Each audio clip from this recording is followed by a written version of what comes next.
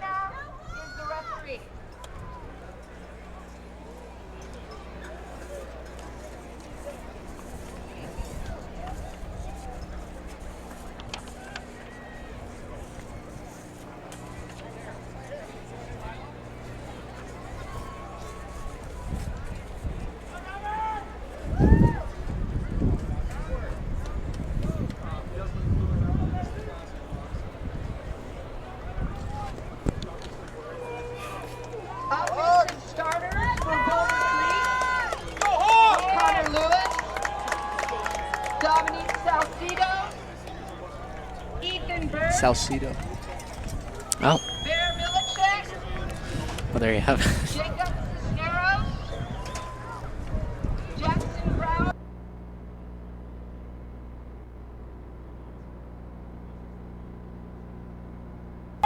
Isaac Grayson.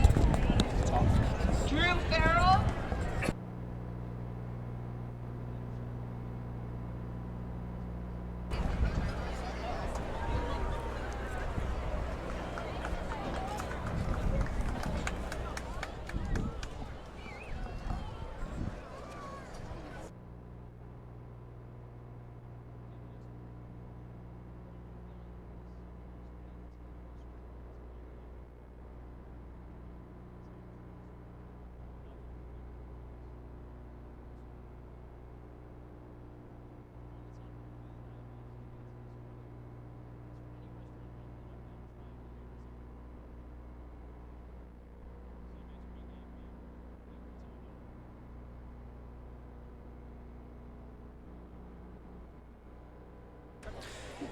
Welcome into the Highland Hawks TV network. Jack Johnson alongside Carson Breber. We apologize for any technical difficulties with the audio, but we should be up and running for tonight's matchup between the Highland Hawks and the Boulder Creek Jaguars. Carson, Highland coming in 1-1 on the season, and just to give you an idea of how impressive this team has been under Coach Brock Farrell, they have already equaled their win or their loss total from 2018 with 1. So the expectations coming in this season for the Hawks were very high. They're still high despite last week's crushing loss on the road. They come back on the road this week against Boulder Creek. This is about the furthest they'll travel all season. So what's the mindset for these young players? Yeah, expectations still should be high, and this team should still be optimistic. Just because they lost to a good team by as little as you possibly can lose does not mean they should be counted out. Mindset has to be bounce back, turn around the season, come in here with a big win. I'm sure Coach Farrell has got the guys all pumped up and motivated. I'm sure they were working very hard this past week, and I think Highland's going to come in strong to this game. Third member of our team is Logan Camden. He'll be down on the sideline patrolling, scoping out stories for us as we get ready to go tonight between Boulder Creek and Highland. Boulder Creek coming off a good victory against Skyline last week. This is their first home game of the season. And Carson, who are the players to watch for on this Boulder Creek offense? Yeah, well, Boulder Creek really put a thrashing on Skyline last week. The guys to watch, I think, quarterback Bear Milicek was extremely efficient last week, threw 4 touchdown passes and just 12 passing attempts. Connor Lewis, star wideout, had 3 catches for 188 yards and 3 touchdowns. And running back Jacob Cisneros, 5 rushes, only 5 rushing attempts, but 129 yards and 2 touchdowns. That's sort of the offensive trio to look out for, and we'll see if Highland can try to limit that offensive explosion that they had last week. So Highland, which had a phenomenal start against Alhambra in the first game, they'll receive the opening kick as we're getting ready to go Friday night under the lights in Anthem, Arizona. How about this unorthodox lineup here for Boulder Creek, Carson? Yeah, I noticed that they did this when I watched the film. But then they break. It is a beautiful day for football out here, I have to say. It's very nice. Just about as nice as you can get in the late Arizona summer as the ball's in the air, and we're underway. This is a short kick. It'll be fielded on a hop by Tanner Crandall. And Crandall trying to get left. He'll get up the sideline. Burst of speed, cuts it back. Crandall in the open field, 1 man to beat. Crandall turns on the Jets and is caught from behind at the 20-yard line. An incredible return, not an easy kickoff to field. Got him on a little short hop there, but he just picked it up, took it to the outside and ran. Great job by the blockers there, getting him some holes. Great return to start things off here with them already in the red zone. Crandall, who has phenomenal speed. The senior, 5'11", 175 yards. He's one of the only returning players to this Highland roster, which was so successful a year ago, but now coming out is a sophomore quarterback, Gage Daly. And Carson, the last time we saw Daly take the field, he was stopped at the 1-yard line, maybe even closer, the 1-foot line, from tying up the game against Hamilton. Yeah, that was heartbreaking, but Daly had a nice game. First down carry goes to Daniel Wood, and he'll get up the middle for a gain of about 3 or 4, and it'll bring up second down. Highland can be patient here. They've got lots of opportunities to get into the end zone. I like the handoff up the middle to start things off. Establish your presence running this ball, win the game at the line of scrimmage, and take it from there. Wood is a two-way star for this team. He came up huge on several possessions defensively against Hamilton last week. As Crandall trots over the sideline, as does Zach Schrader. So Highland looking to go heavy here on this second down and 5 with the ball at the 9-yard line. This is a great opportunity. I mean, you really can't ask to start a game off much better than this unless Crandall had taken it straight into the end zone. He was just tripped up from behind. Now Daly all alone in the gun. He's got 2 wide receivers split out wide. Yeah, we've got press coverage on the outside, both sides. 2 deep safeties. Daly takes a snap, looks towards his right, pump fakes, throws, and it is broken up. Looked like that ball could have been intercepted. They got away with it there. Definitely a dangerous throw. They were looking for the in route there, but it falls incomplete.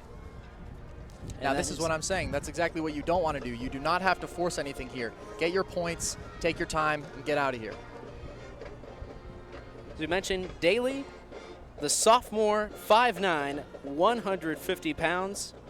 This is about the second game of meaningful action he's seen, especially after the blistering fast start. that they had against Alhambra, where they're up 21-0 after the first minute. As Daly in the gun, hands it off to Wood. A flag immediately flies in. Wood trying to cut back inside the 5. Looked like he had enough for a first down from my vantage point, but this one may be coming back, and it will be. It's going to be holding against the offense. Unfortunate. That was a great cut by Wood in there. And, yeah, make no mistake, Gage Daly may be young. He may be undersized, but he can play.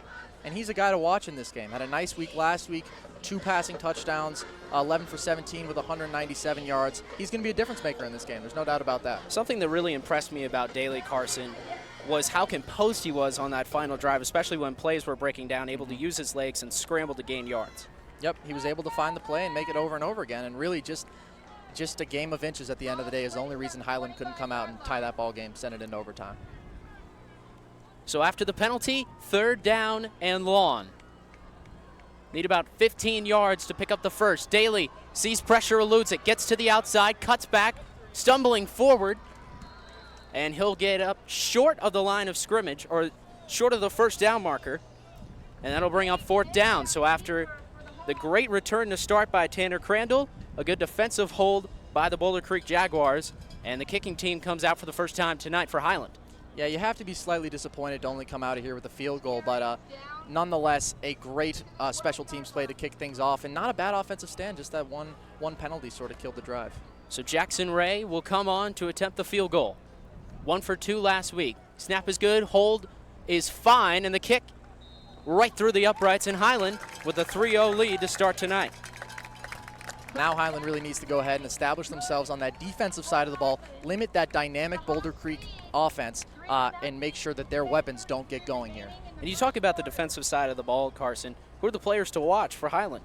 I think Robert Kingsford is the first guy that comes to mind. Had 16 tackles and a sack last week. And, of course, not to discount Jay Sean Lee, who is one of the best corners in the state probably, matched up with Brendan Rice last week, son of Jerry Rice, and did as well as anyone could. Also came up with 10 tackles. And he's going to be the guy that is going to be covering, presumably, Connor Lewis, the star wideout for Boulder Creek. So Jackson Ray, who handles all the kicking duties for Highland, will have the ball on the tee. As Highland brings their kicking unit out, Boulder Creek up against the canvas of the setting sun here in Anthem, Arizona, will return this kick. You know, if Highland can do a good job of containing them here, keep this return short, you can win this phase of the game. You can win special teams. Had the great return. Now let's do some good coverage. 2 of the best players for the Jaguars are back to return. Jacob Cisneros, number 20. He's on the near side. The far side deep man, Connor Lewis, number 1. As Ray has the ball on the tee. A lot of big play potential to watch out for here. Certainly, especially given the impressive start to the season both of those deep men had against Skyline last week. Still a little bit of communication going on for the kicking team.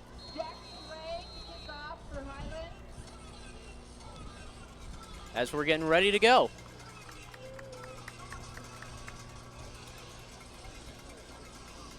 Ray with his hand in the air, stutter steps and now sends it deep.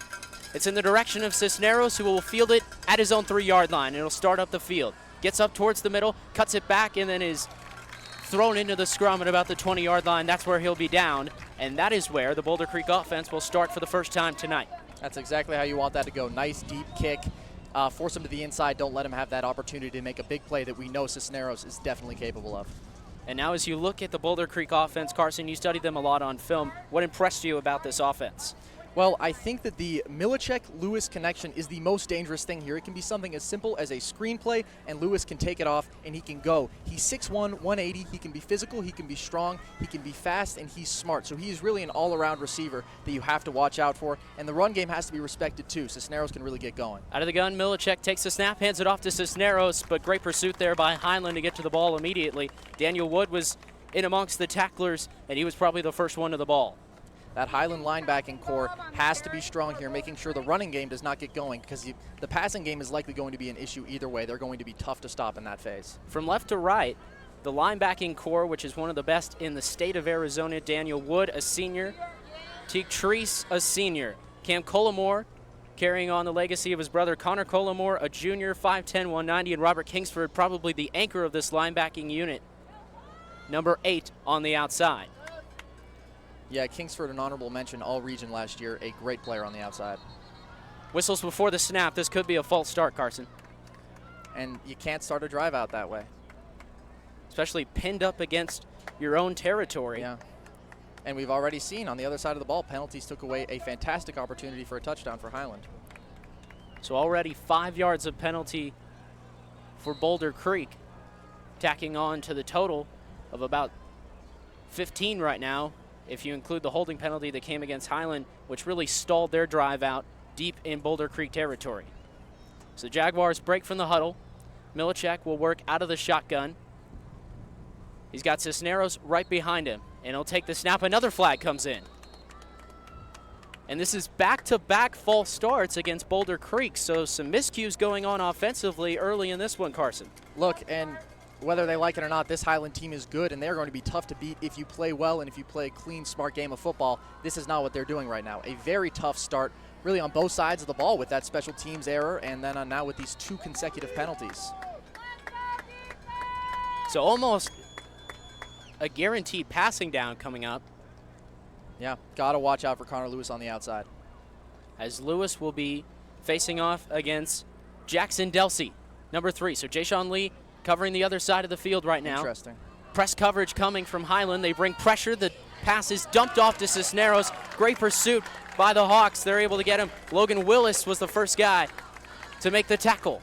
Yeah, and Milacek put up those big numbers last week, but a lot of it was on screen passes. It's short, design passing plays that they're going to have to watch out for, and I think this is another place the strong linebacking core for Highland can come in and make a difference in this game. And certainly, Carson, from what I saw on their film, they love to get their players out in space because of their advantage in terms of speed and acceleration, especially when I think of Cisneros and number 1 Connor Lewis. Yeah, they believe in the playmakers, but if you can take away those opportunities, if you can play with discipline, and if you can stay with your guy consistently, then they won't have those chances to make plays in the open field. Interesting to see what Tony Casarello elects on this 3rd and long. They're backed up against the shadow of their own goalpost. It's Milacek in the shotgun. Motions Lewis in motion. They give it to him. He stutter steps now, tries to find places around the edge. Flags flying everywhere around the line of scrimmage as Lewis is wrapped up at about the 20-yard line. And that was a long play, but Highland hung in there, and they ended up not giving up too much yardage.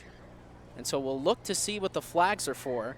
I saw 2 grace the night sky out of the corner of my eye as I was watching that play unfold. And we'll see what the call is. I mean, they obviously saw something. It was refs on opposite side of the field, and they both threw them up pretty quickly. In terms of the penalties coming against the line of scrimmage, Carson, what is the coach Tony Casarello going to talk to his offensive line about? I mean, this has been a horrid start to the game in terms of staying disciplined because they've incurred 3 penalties in only about 4 plays of action. All he has to preach is discipline. This is a team that went 4-7 last year. They are improved already, it seems, this year, but this is a good Highland team they're facing. You cannot beat yourselves. That's what he's got to be saying to them right now. Punt unit comes on. It'll be number 50 handling the punting duties, Karsten Vance. And deep to return once again, Tanner Crandall. Not a pretty first offensive possession for Boulder Creek. Must have a good snap.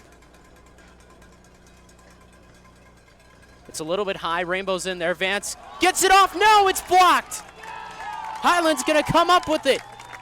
Oh, it's still on the ground. It's still loose. It's bouncing around. Players diving everywhere. It's a mountain of athletes down around the 10-yard line. Which way will the refs signal? Does it matter? It's going to go to Highland. They're going to have, once again, phenomenal field position down inside the red zone at the Boulder Creek 10, sprinting up the middle and making a huge block there was the Highland defense, and they've got phenomenal field position once again, Carson. And let me tell you, Coach Farrell is very happy with this. Every coach preaches the importance of special teams, and you see why right now they are off to an incredible start in this game based off of 2 plays, both on special teams. In terms of Vance's standpoint right there, what could he have done better? You know, the snap kind of rainbowed in there. He didn't have a lot of time to get the kickoff, but he still tried to stay composed. Was that composure, could you mistake that for taking too long? I think you have to stay composed. If you rush it, it's likely that the punt's not going to be of high quality, and you have to hope that the guy doesn't get in your way and block it. And that's unfortunate. I don't think that that's on the punter Vance, though. So Gage Daly and this Hawks offense will take over with incredible field position. They'll line up just outside the 10-yard line. And let me tell you, this offense is really appreciating the special teams unit right now. Absolutely. They've set them up now twice in this game as Daly comes out to start his second drive, and he hasn't even started on his own side of the field yet.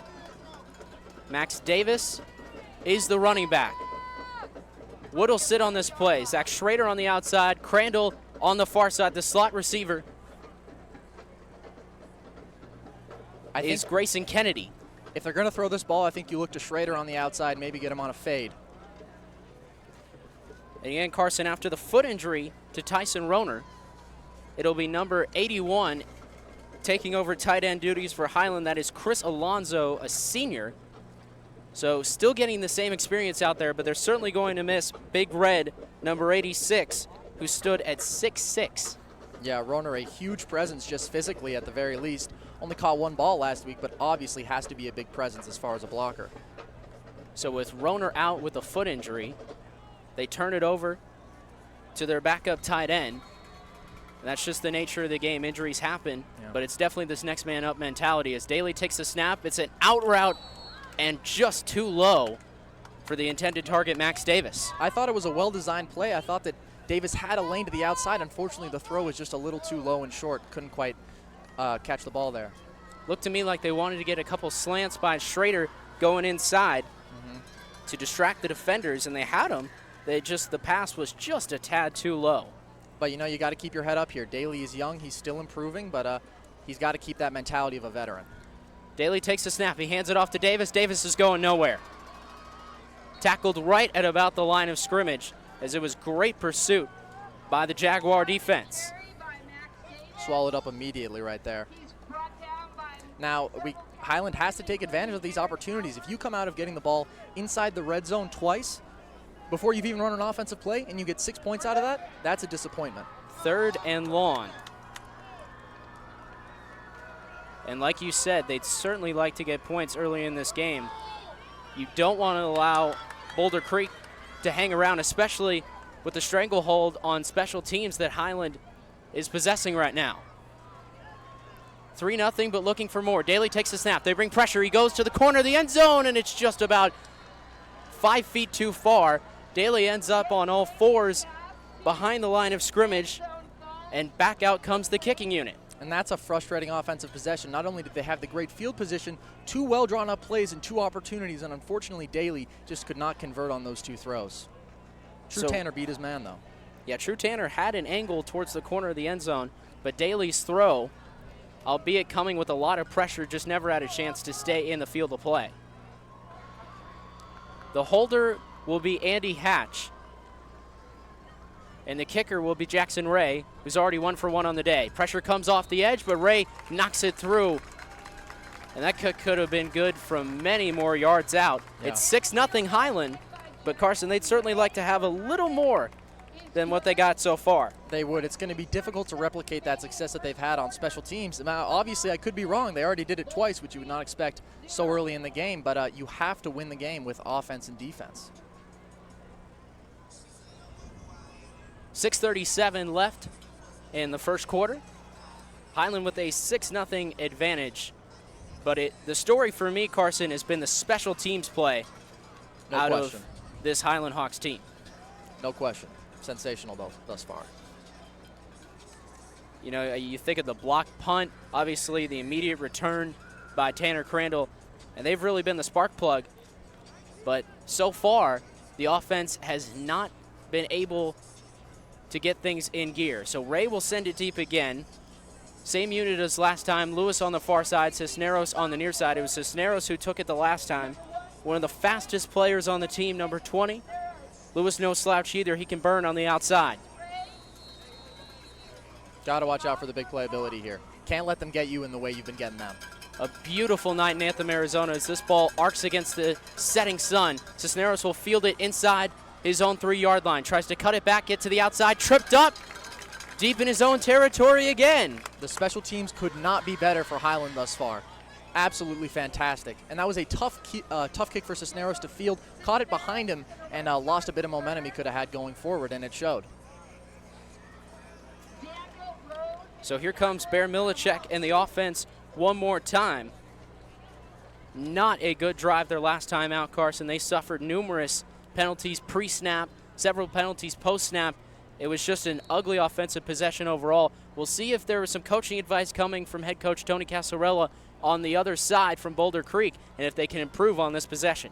Yeah, I would watch out for Connor Lewis. I think they're just going to try to get the ball to their weapons here. Obviously, a very difficult first offensive possession. Let's go to their bread and butter and see if they're going to do what they know. Milicek with Cisneros in the backfield, and they give it to number 20, and he tries to fly up the middle.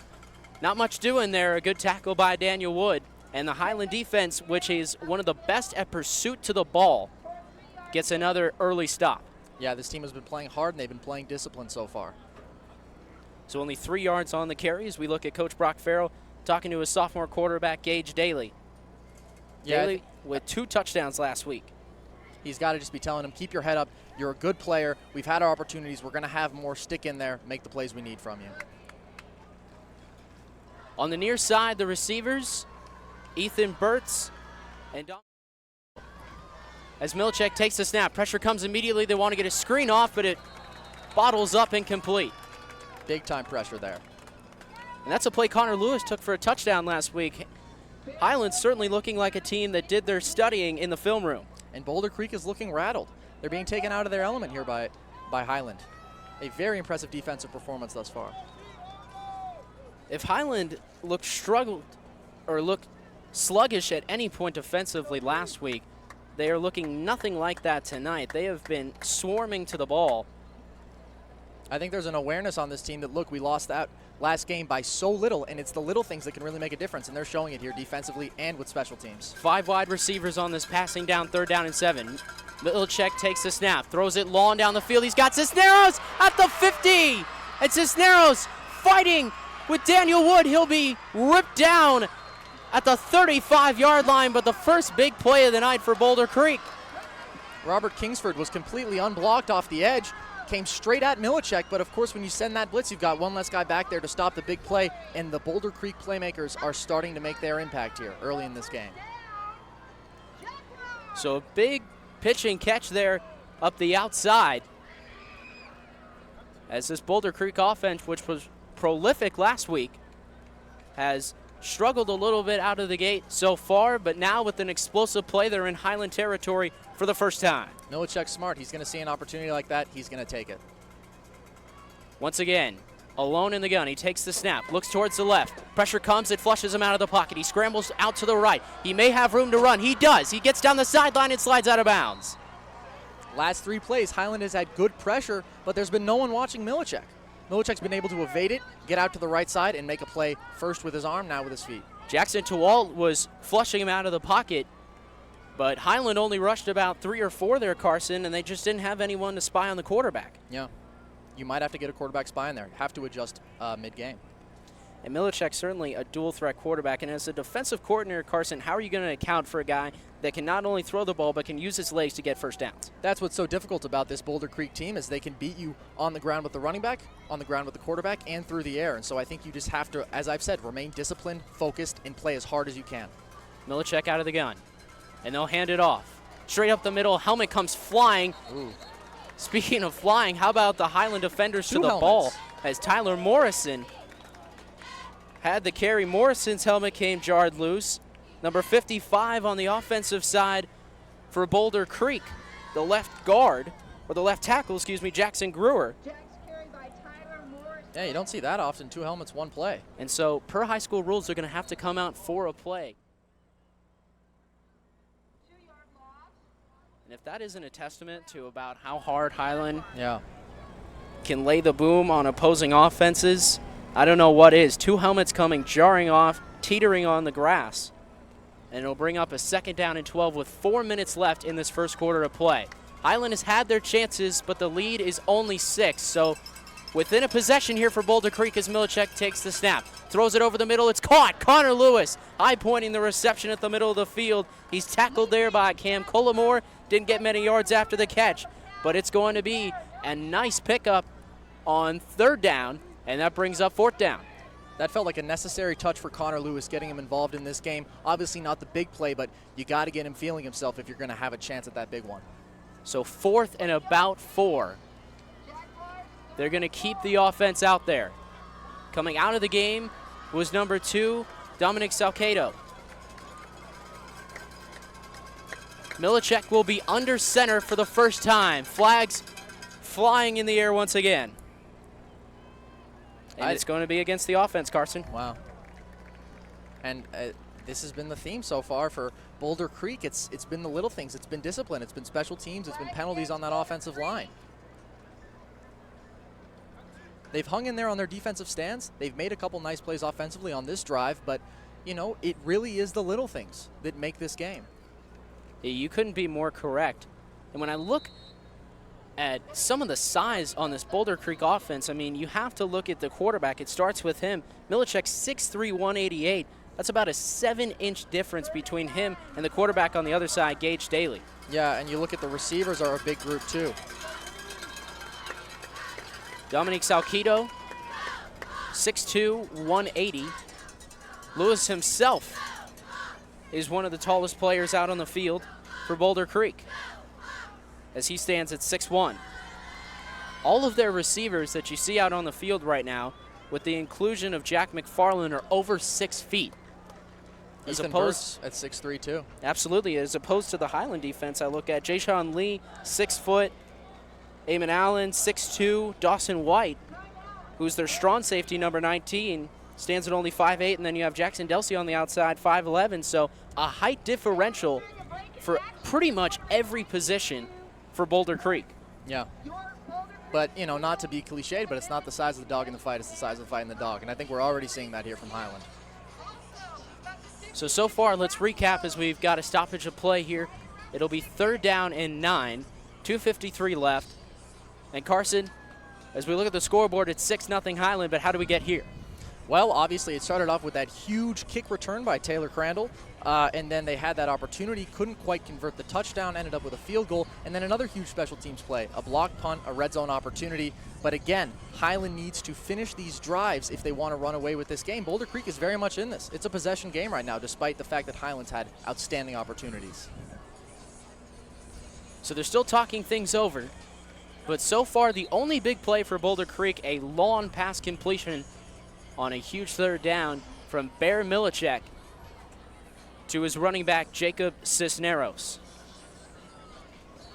Outside of that, Highland's been able to put the clamps on the Jaguar offense so far. Milicek out of the gun, takes the snap. Pressure comes, steps up, eludes it. Not that time! Daniel Wood flies in from behind with a shoestring tackle, and it'll be 4th down. And decision time for Tony Casarello and the Jaguar offense.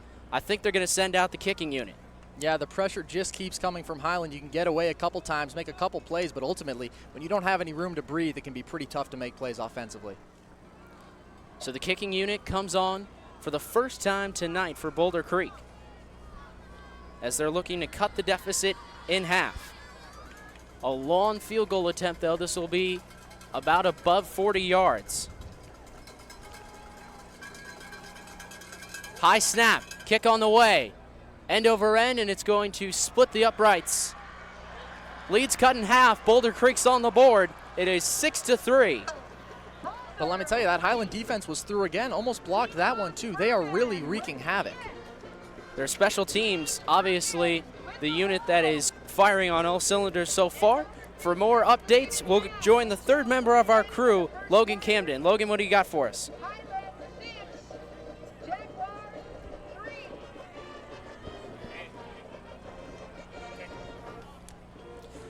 And as Logan gets ready to go, we'll stay up here briefly. And now hey Logan's guys, ready to go. I'm down here with Cannon Booker, middle linebacker for Highland High. How you feeling, Cannon? Good, sir. How are you? Doing great.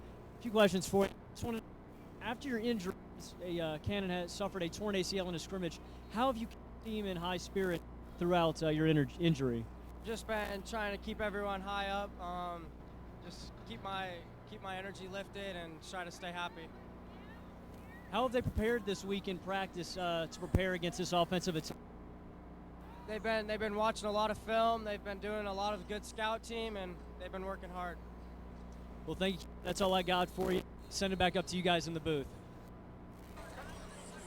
Thank you, Logan. He'll be patrolling down on the field, looking for stories all half long, as the kick's in the air, and it's in the direction of Daniel Wood, number 6. He'll field it at about his own 2. fakes the reverse and now gets to the outside. Wood cuts it back, still eluding defenders all the way out to the 30-yard line. This isn't the first time we've seen trickery out of the Highland special teams, as they're very confident in their unit so far in this first quarter, Carson. Yeah, another good return. I mean, just really consistent dominance on special teams from Highland. It's Elon Furman who will be handling kickoff duties tonight. He was the one who made the field goal to cut the deficit in half. That was a big drive for Boulder Creek there. You know, you get shut out in the first couple possessions, that can change the momentum of the game, but they got that field goal in there, kept this game tight. Absolutely. To get on the board there, it's got to feel good, especially with how the momentum has belonged pretty much to Highland this whole time. As the screen pass is caught by Schrader on the outside. He'll dart inside for about a gain of 6. Sensational block there by Drew Tanner, using his body as a pick and then maybe throwing a little shoulder in there, but really opened up that well. Yeah, definitely a nice job by Tanner. And they love to get receivers out in space, just like this Boulder Creek offense. Absolutely. You have to trust your playmakers. So it'll be second down and about a good 12 feet. As Daly out of the gun will hand it off to his running back. Trying to cut back up the field is number 27, Max Davis. And he'll maybe get first down yardage. Either way, it'll be a short yardage situation. And this will move the chains. Yeah, Davis has been extraordinarily productive. 10 carries for 116 yards last week, averaged over 8 yards per carry last season. A guy that you put the ball in his hands and you have to trust him to get what you need done. But how about this defensive unit for Boulder Creek so far, Carson? They've been put to the test on the first 2 Highland drives, and they've answered the call both times. They have held stoutly. I mean, they've been impressive. You know, they've been put in some really difficult positions, and they've managed to get out of there alive. From the 40, first down and 10. Trips to the left. Daly hands it off to Davis. And Davis isn't going to get anywhere. Good pursuit by the Jaguar defense. Yeah, they saw that one coming. They were ready for that. Not a lot of pass plays that I've noticed so far early in this one. Yeah, the Hawks took a couple shots in the end zone with Daly obviously trying on that little dump off on first down on their last possession, and then the pass out to Drew Tanner on third down, but neither of them worked out, and maybe they're going to stick with the run here now. Long down situation. It'll be 3rd and 11 for Daly. Flanked by Davis. Davis picks up the blitz, goes down the middle. He's got Schrader, leaps in the air. Can't hold on. How about Davis, though, picking off the big-time defensive lineman off the edge there and holding his own? Schrader had a chance to come up with a huge reception there. Instead, it falls incomplete and will bring up 4th down. Offenses have had trouble consistently producing here thus far. It's been a defensive game and a game defined by special teams, obviously, as we've said over and over again, but it's true. That has been the biggest factor in this game by far. So it's 4th and forever right now, but they're going to leave the offense out there. Daly takes the snap. It's a bit low, but he's got good protection. Throws to the outside. Caught! Crandall had the feet in bounds. First down, Highland. Beautifully designed and a beautiful throw by Gage Daly there. 2 guys in the vicinity. Trust his arm, trust the receiver, and that's a huge play there for the Highland Hawks to keep this offensive momentum going. How about the guts for Coach Brock Farrell? Seriously. 4th and 11, dials up a pass play. Talk about trust in your young sophomore quarterback, Gage Daly, and he delivers with a big completion to the outside. Daly has to feel amazing right now. There's nothing like knowing that your coach and your team really believe in you, especially with some of the early struggles he's had in this game. And, when I think about it, it's not for a lack of faith in special teams because they've been so solid in the beginning. To me, that really speaks to the level of belief that Farrell is trying to impose on his quarterback. Absolutely. Obviously, there's no fear from Highland as far as getting the special teams unit out there. They've been sensational, but if they believe in the offense, they believe in the offense, and it paid off there. As the ball spotted at about the 49-yard line, fresh set of downs coming up for the Hawks. As the chains will move, they'll need to get down to the Boulder Creek 41 for a first down.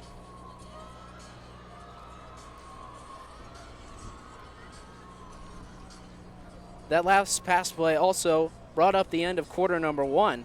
Certainly amongst all the excitement, lost track of the time, so the fields have flipped. So now they've got to get to the 39 of Boulder Creek for a first down. So they're in Boulder Creek territory once again. every drive for Highland has reached this side of the 50. Yeah, and it's about closing on this drive. Can't end up with another field goal. 4 receivers again. They send Crandall in motion, play action fake. Daly looking deep, sends one deep in the air. Schrader makes the catch. No, it is incomplete. Schrader was held. It looked to me like he was held on the play. He was definitely battling with the cornerback there on the outside, number 11, Aaron Albert. But Albert made a nice recovery, and Schrader's not happy with himself. He's slapping He's slapping himself in the helmet as he trots back to the huddle. That's a tough one to stomach. A really well drawn up play and a well run route. Daly had all the time in the world, placed that throw well. Schrader had it for a moment and then just couldn't hold on. But you know, if you're Highland, you have to say, okay, you know, we are executing well. Catching a ball at the end of the day does not mean if you're playing good offense or not. Long term, that will pay off, plays like that. And Schrader, the senior, 6'2", owns the school record in the 300-yard hurdles. Yeah, it showed there, got ahead of his man. And had Aaron Albert left in the dust, the throw may be about a yard or two low, but at this point I'm just nitpicking because really Schrader, and he knows it too as he trots over the sideline, probably should have come up with that ball. Yeah, but Schrader's a very good receiver, and he'll keep his head up, and I think he'll get back out there, and he'll probably want to make plays more now more than ever. So Crandall, the receiver on the near side, he's lined up with True Tanner. On the far side is Grayson Kennedy for Highland. As they send Chris Alonso in motion from left to right. Daly out of the shotgun, and the sophomore takes the snap. Daly will keep. Daly eludes a defender. Daly gets to the outside. Daly tackled from behind, but gets out of bounds, very close to first down yardage. Daly turned on the burners there. Right to the outside. Nice run. And despite being 5'9", 150, which by high school varsity standards in the state of Arizona is a little bit undersized, Daly has sort of a quickness that'll surprise you, Carson. Yeah, absolutely, and we saw it on that play. And by the way, he's not too shabby throwing the football either. No, he's put many throws on the dot tonight, and just a couple miscues from his receivers going up to catch him, but you expect as the game ages and matures, the receivers will be able to catch those balls, and hopefully Highland can create the big play tonight. So far they've been lacking that big play, but they've been enthusiastically marching down the field. Last play came back though, as there was a holding call against Highland, so it'll be 2nd and 19 as Daly throws deep again. The same play to Schrader. He can't hold on. It's in and out of the hands again, but a flag flies. Connor Lewis there got a little bit handsy. Connor Lewis may have been a second too early to the ball, as Schrader was held momentarily, had the ball in his fingertips though, and you can tell he's still upset with himself for not making the grab. Yeah, that was a tough catch to make though. It looked like a beautiful play, but that throw is just a little bit in front, enough to the point where it's a really tough catch to make. But they'll take the result. So after the holding call, which erased the nice run by Daly on the quarterback keep, now Highland will likely have first down yardage, as right now Farrell talking it over with his offense, pretty much has all the playmakers down on the near side chatting with him, as Daly will trot out as a flag comes in again. And this may be a sideline warning against Boulder Creek. Got to stay disciplined. You've been given a great opportunity with that penalty there after a sloppy play on your own side. Now take advantage. Finish this drive. That is the most important thing for Highland right now, getting some legitimate points on the board and pulling ahead in this game, because they have pretty much dominated this game thus far. Tony Casarella chatting it over with one of the head referees. And so after the penalties are all assessed, it'll be first down and 5 at the 45. And they said a sideline warning was issued, but I don't think they said on which side. So Daly takes the snap, and he'll keep, and he'll go right up the center. Daly eludes defenders, gets it to the second level, darts to the outside, and he's tackled out of bounds right about the 10-yard line. But a burst of speed out of the sophomore has gotten Highland in prime scoring territory once again. Fantastic blocking on the inside there, opened up a massive hole, and Daly just accelerated through it with really impressive speed that we've now seen twice on this drive. So the quarterback keep, something to keep in mind as Colton Ellsworth enters the field for Highland. But certainly you want to keep that play in your back pocket because it allows the quarterback and the running back, it confuses the defense. They don't know which way they're going to go. This time they go to Wood, and Wood goes straight through the middle. Wood to the outside, lunges over defenders, in, yes! Touchdown, Hawks! Great methodical drive there at the end from Highland. They have the Boulder Creek defense on their toes now. Their threats, Daly is a threat to run the ball. They're a threat to hand it off. Really impressive finish there. First touchdown of the game for the Highland Hawks. 2 drives ended in 2 field goals. But now Ray is coming out for the first time as a point-after attempt. Highland put it together there. They played a good game of football. They finally finished. That's what's important. Ray standing 7 yards behind the line of scrimmage. The snap was low and it was blocked. So the score will remain 12-3. And certainly, Carson, something I noticed at the high school level a lot is the snap has to be so perfect. And when you think about when you look at the college and the NFL levels, just how perfect the snap has to be to make sure those kicks aren't blocked. Just a split second of delay, and that kick's getting knocked down at the line of scrimmage. That's an excellent point, Jack. There are a lot of things like that on the college and NFL level that we do not appreciate because they seem so natural and so easy to them, but that is because those are really the cream of the crop in the world at this sport, and it's tough at a high school level to get every snap right on the money, but it is a huge difference maker. Especially with the pressure that you know the defense is coming after you. You know you're going to have to get your head up to block, and certainly there are a lot of protections in place for lawn snappers today to allow them to not get hit. It's a personal foul to even hit the lawn snapper, but you still feel the pressure with the defense lining up. You can feel them almost breathing down your face mask, and that certainly adds to the pressure on a point after attempt. You practice it all during the week, but under the lights, with the student section cheering you on, the opposing student section, cheering for you to fail, the pressure builds. And the defense wants to make that play so badly. They know how it can change games making plays on special teams, and all they need is a slight little window of opportunity, and they will take it. And we've seen that again and again tonight. So instead of a 10-point lead, it's a 9-point lead, and every point matters in the game of football. This could be the difference between a touchdown, a field goal tying the game, and a touchdown, a field goal taking the lead for Boulder Creek. They know it as a fake reverse. Cisneros trying to get to the outside, but Highland was not fooled at all. Not fooled. Unfortunately, a missed tackle there could have had him closer to the 15, but still good job covering that. So that's twice tonight, Carson, that we've seen trickery on special teams.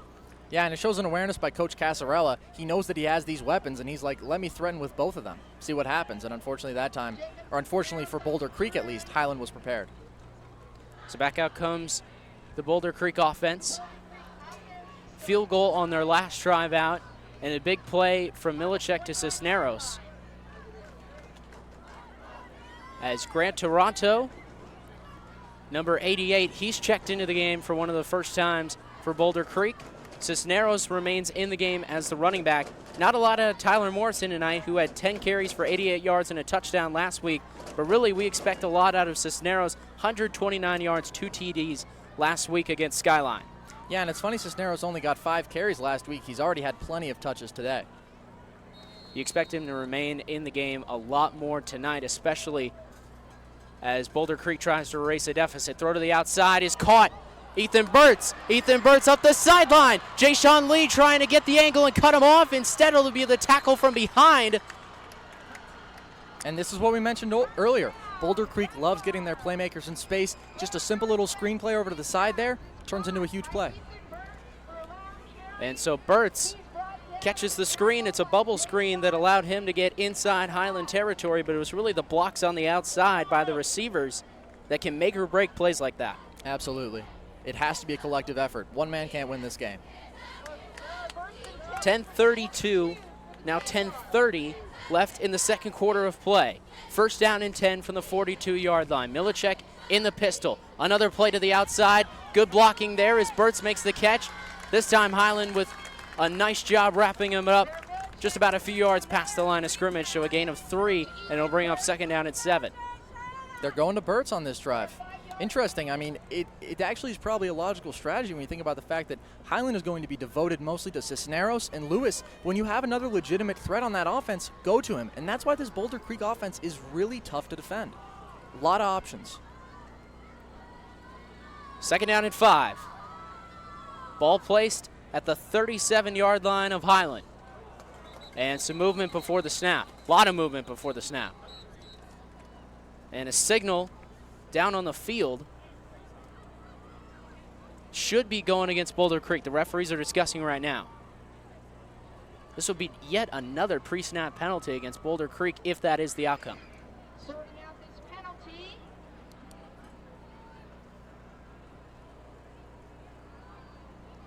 Interestingly enough, Jay-Sean Lee was not matched up on a man there. Maybe they want to have him patrolling the defense, making sure that those screen plays don't turn into big plays. And Tyler Archibald was about as emphatic as you can be that was going against Boulder Creek. Yeah. He had jumped about 5 yards past the line of scrimmage with his arm extended in the other direction, ready to make the call himself. And the call coming in from the referee, just the affirmation of Archibald's beliefs. As so, the good field position erased. It'll be 2nd down and 10. They'll start from the original line of scrimmage at the 42-yard line as Boulder Creek breaks the huddle. Milacek in the gun. Cisneros right behind him. They fake it to him. Pressure comes off the edge, but Milacek going deep, and this one is over everyone and just off the outstretched arms of Jackson Delsey, number 3. Milacek locked into the receiver there. That play was not open. Also overthrew the ball.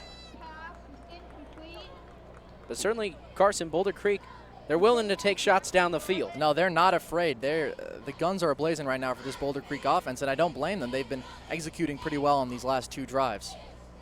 Yeah, definitely starting to get their offensive gear after a really slow start where it looked like they were stuck in the mud offensively and defensively for that matter, as their special teams really couldn't hold anyone to start the game. They couldn't protect on kick return coverage. They couldn't protect punt coverage, but still down only 9 on the scoreboard, so this game well within reach. It is a home game.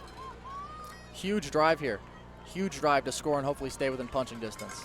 Yeah, it is hard to say a huge drive early in the second quarter, but this would qualify as one of those, as you can feel the momentum starting to shift towards the red and white.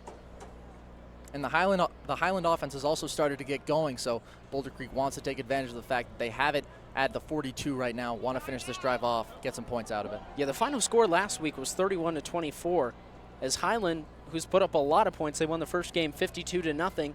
They put 12 up so far in this first half, so they can go both ways. They can get into a shootout, they can get into a barn burner, but they can also put down the clamps and get into a really grinded out game. Absolutely, and you probably would have expected a shootout considering Boulder Creek's offensive performance last week with 55 points. Hasn't been the case thus far. Offense has picked up, but not dominant thus far. Highland's first 2 offensive drives were resulting in field goals. They got a nice touchdown run by Daniel Wood on the last drive, and now for Boulder Creek and the Jaguars starting to get their offense going as well. Put a field goal up on the last drive, and now Milacek and the offense will come out. But something that I've noticed about this Jaguar offense, not a lot of Connor Lewis to start the game. Really, the story has been Ethan Burtz on this particular drive. Only 1 touch for Lewis thus far, and it was basically meaningless in the scope of the game, probably because Highland game planned for him and he hasn't really had the opportunities yet. So 3rd down and 10 with the ball spotted on the 42, coming off the incompletion that was nearly picked off by Jackson Delsey.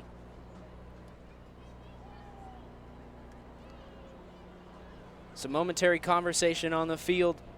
Carson, give me your impressions so far in this game, especially out of Bear Milacek, who was so prolific last week. How has he looked to you in tonight's game? Milacek has been okay. He's been sticking generally within the designed offense, giving the ball off to his playmakers. Obviously had that one big throw to Cisneros and just took a shot on this drive, but I think that he's performed well enough. I think that, honestly, the biggest, what stands out to me from this game thus far is the fact that Highland has to be frustrated that they aren't up by more. Only got 2 field goals out of those first 2 outstanding field positions that they were given on those first 2 drives, and now missed that extra point on the last drive, and it's the little things like that, and now Boulder Creek can make this a 2-point game if they score a touchdown. Out of the gun is Milacek. High snap, but he fields it. Pressure coming off the edge. It's Kingsford, and he just gets it away. Fantastic. Kingsford has his hands all over this game. As you saw right there on that field shot, Kingsford came flying off the edge, and he never lost a step, even to the much taller Bear Milicic. Extremely difficult to cover. I mean, if he really has a head of steam and he wants to get to the quarterback, there's a decent chance he's going to be getting to the quarterback. And so it will be intentional grounding. That ball did not get back to the line of scrimmage. Yeah. That was what Highland was angling for when they were speaking to the refs after that play. So intentional grounding and another error by the Creek offense will put them about 10 yards behind the original line of scrimmage, where they send out the offense for 4th and forever. Never mind, they're going to bring out the punt unit, and that's probably the smart idea. Absolutely the smart idea. Just because you're trailing in this game doesn't mean you can get reckless. Karsten Vance had his first punt attempt blocked in this one. But they'll bring out the same unit. Cisneros just about 2 yards behind the line of scrimmage. He'll be the last line of defense between the hold and Vance, who's back to punt. Long high snap, it's over Vance, it goes off his hands. The ball's still on the ground. It's picked up by Highland, and they're going to have phenomenal field position again. Falling on the ball. Look to me like number 6, Daniel Wood, who's been all over the field tonight, has a touchdown carry. How about tack on a fumble recovery? Unbelievable. I can't remember the time I saw a game so defined by special teams. 3 outstanding special teams playing. Granted, that was in large part an error by Boulder Creek, but still a fantastic way to take advantage of that opportunity by Highland. They're dominating this game in one phase, and that's made all the difference. And Daniel Wood, who is one of the emotional leaders for this Highland Hawks team, comes up with a huge play. And Daniel Wood does not only excel on the field, but in the classroom. How about this? To the tune of a 4.5 GPA. Also got a 33 on his ACT. Wow. I don't know about you, but those are better numbers than I put up in high school. Pretty smart kid. As the handoff goes to Max Davis, and he is thrown down with authority in the backfield. A huge hit from Jacob Moore, number 70, and that's a big boy right there. The senior, 6'6", 285, Carson. Yeah, Moore's made a couple plays and definitely made his presence felt. A tough guy to cover, obviously, with just that massive size and strength. Yeah, it's a tall order and a tough ask for anyone on this offensive line, especially Chance Hanks, who we spoke to earlier in the game, the right guard, and Jack Fitzpatrick, the senior center, who was backup nose guard last year in 2018. As Daly takes the snap, looks out towards the left, throws to the corner of the end zone. It is incomplete. Crandall wants a flag. He's not going to get it, though. Daly kept his composure there. The pass rush was coming in hot. Stuck to the opening that he saw, unfortunately could not quite convert. So 3rd down and 11 coming up. So far, Daly has had his moments, but it's still been about an up and down performance for the sophomore. Chris Alonso in the slot on the near side. Davis is the running back, number 27. It's 3rd down and 11 as Daly takes the snap. They go outside to Davis. Davis trying to get the corner. Touchdown, Hawks! A speedy play by Davis there. Well drawn up, got to the outside, got to his spot, took advantage of his strength. Tack on another 6 for the Highland Hawks. And now they are starting to really convert at that level that's necessary when you have these opportunities and when you want to win football games. 18-3 is the score, as Highland has gotten in the end zone on both of their last 2 drives, as their offense now starting to fire on all 8 cylinders. Jackson Ray on to attempt the point after. His last one was blocked. This one, not the same outcome. He boots it through. 19-3 is the score with 8:03 left in the second quarter. Impressive stretch here by Highland, holding that Boulder Creek offense when they got a little bit of momentum going, and now finishing on their last 2 drives. Max Davis and Daniel Wood. And Davis, one of the few sophomores who played last season in 2018 on a team that finished 11-2 and lost in the state semifinals to Chandler on a heartbreaking 2-point conversion. But of course, everyone who has followed the team, covered the team, knows that story. This team in 2019, they're out for redemption, and they're looking good on the road against Boulder Creek. Absolutely, and that running back tandem of Wood and Davis is very dangerous, a productive duo, and we've seen them start to control this game here in the second quarter tonight. Yeah, 2 touchdowns, 1 from each. As both players, not the fastest, but they're bruisers, and they can definitely fight for extra yards, and that's what you love to see out of your running backs, Carson. Absolutely. And of course, Wood also making a big play on special teams. You can almost see the contrast in the styles of both teams And, of course, the white and black of Highland, they love to use great protection. They love to get receivers out in space, but they also know how to use their strength as an advantage. If I look at Boulder Creek, it's really their size and their speed that stands out to me. Looks like strength has the early advantage in this game as it is 19-3. 8:03 left in the second quarter. Kick goes into the end zone for an automatic touchback, and out comes the Boulder Creek offense to start for the 25. Consistency has been the difference in this game. Highland has not had a single drive on either side of the ball that you could say was really disappointing or sloppy or what have you, whereas Boulder Creek has had a couple, especially on special teams, where they have made big, glaring errors, and that's been the difference.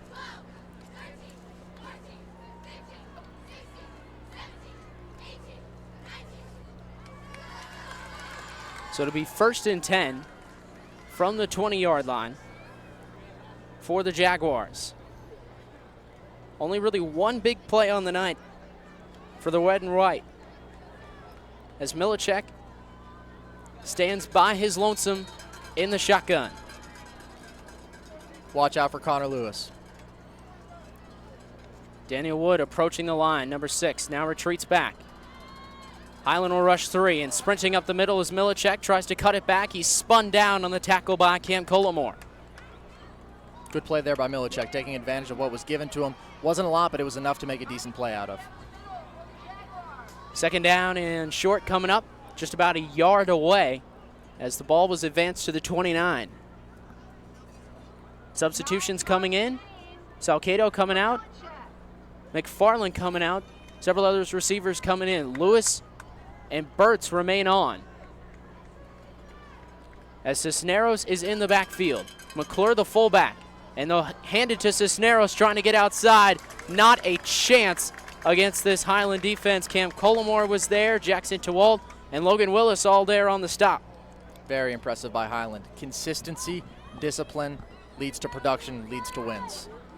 And Tewalt, one of the biggest players on this Highland team, 6'2", 260. That's a big boy right there. Absolutely. And he's able to plug the holes. That's what you love to see out of your nose guard. It'll be a 3-5 set that Highland runs for most of the game. As you can see, they like to bring pressure from their linebacking positions. Almost every play they're going to blitz one of the linebackers, whether that be Daniel Wood, Teague Treese, Cam Colomore, or Robert Kingsford, the outside linebacker, number 8. Yeah, and the disruption from that linebacking core has been prevalent thus far in this game.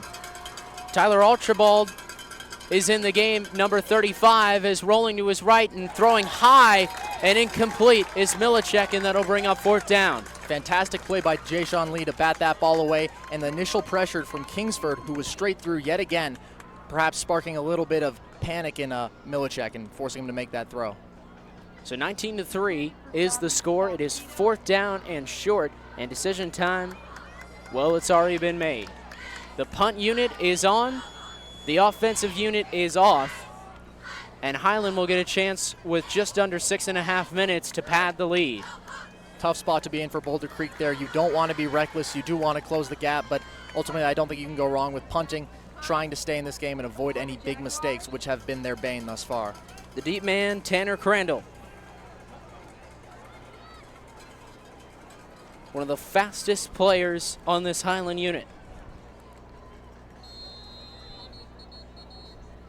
Flag is out.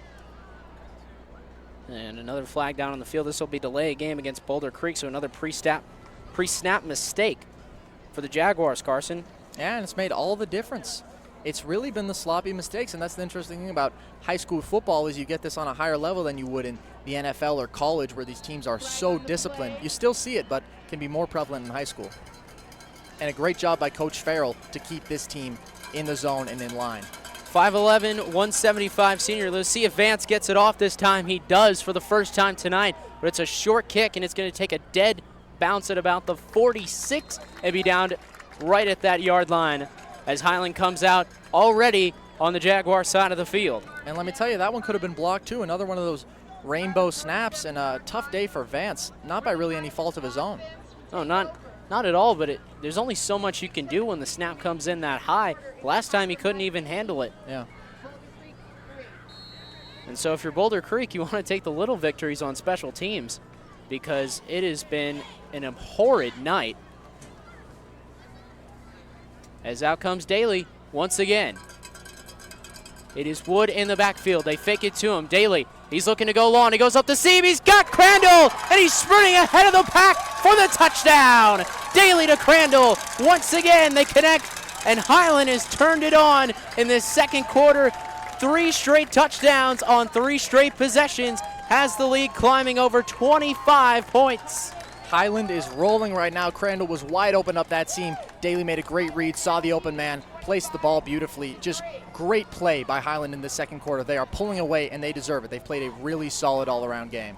Make that 4 touchdown passes in the young career of Gage Daly, and give another touchdown reception to Tanner Crandall, who burst up the seam. Ray on for the point after attempt, and it is golden. End over end kick flying in to the track, as it is 26-3, a 23-point lead for the Highland Hawks, as they have established complete authoritarian control over tonight's game. And this game has changed so dramatically in this quarter. It was 6-3 Highland at one point. Boulder Creek had been able to hang in there despite giving Highland significant opportunities based off of poor special teams play, but now we see that Highland is really pulling away with this, played a very solid quarter of football.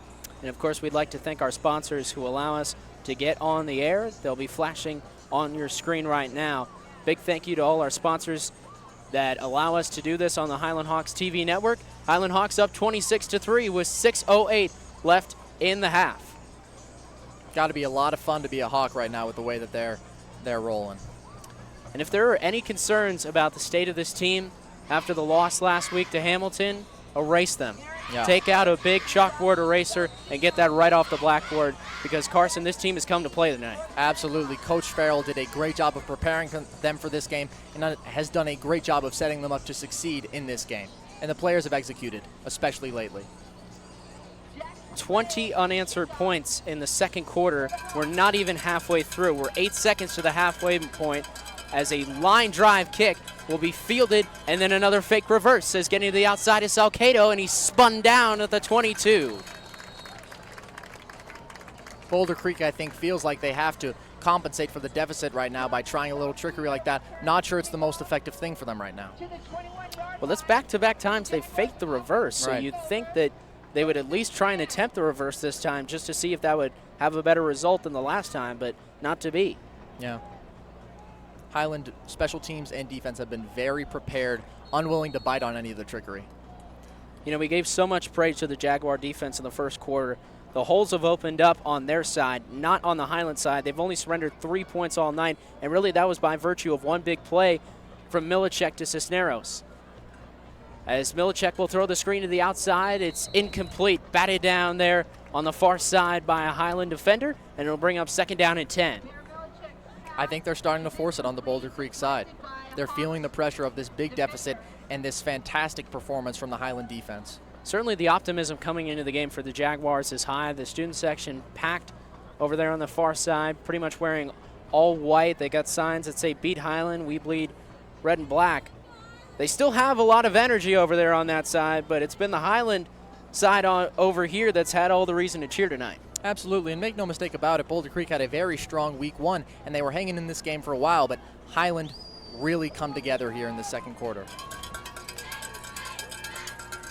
Dawson White is creeped up close to the line of scrimmage. Pressure comes. Somehow Milicek escapes. Turns it up the field. He's still alive. He cuts back up the field. Oh, what a vicious hit, man.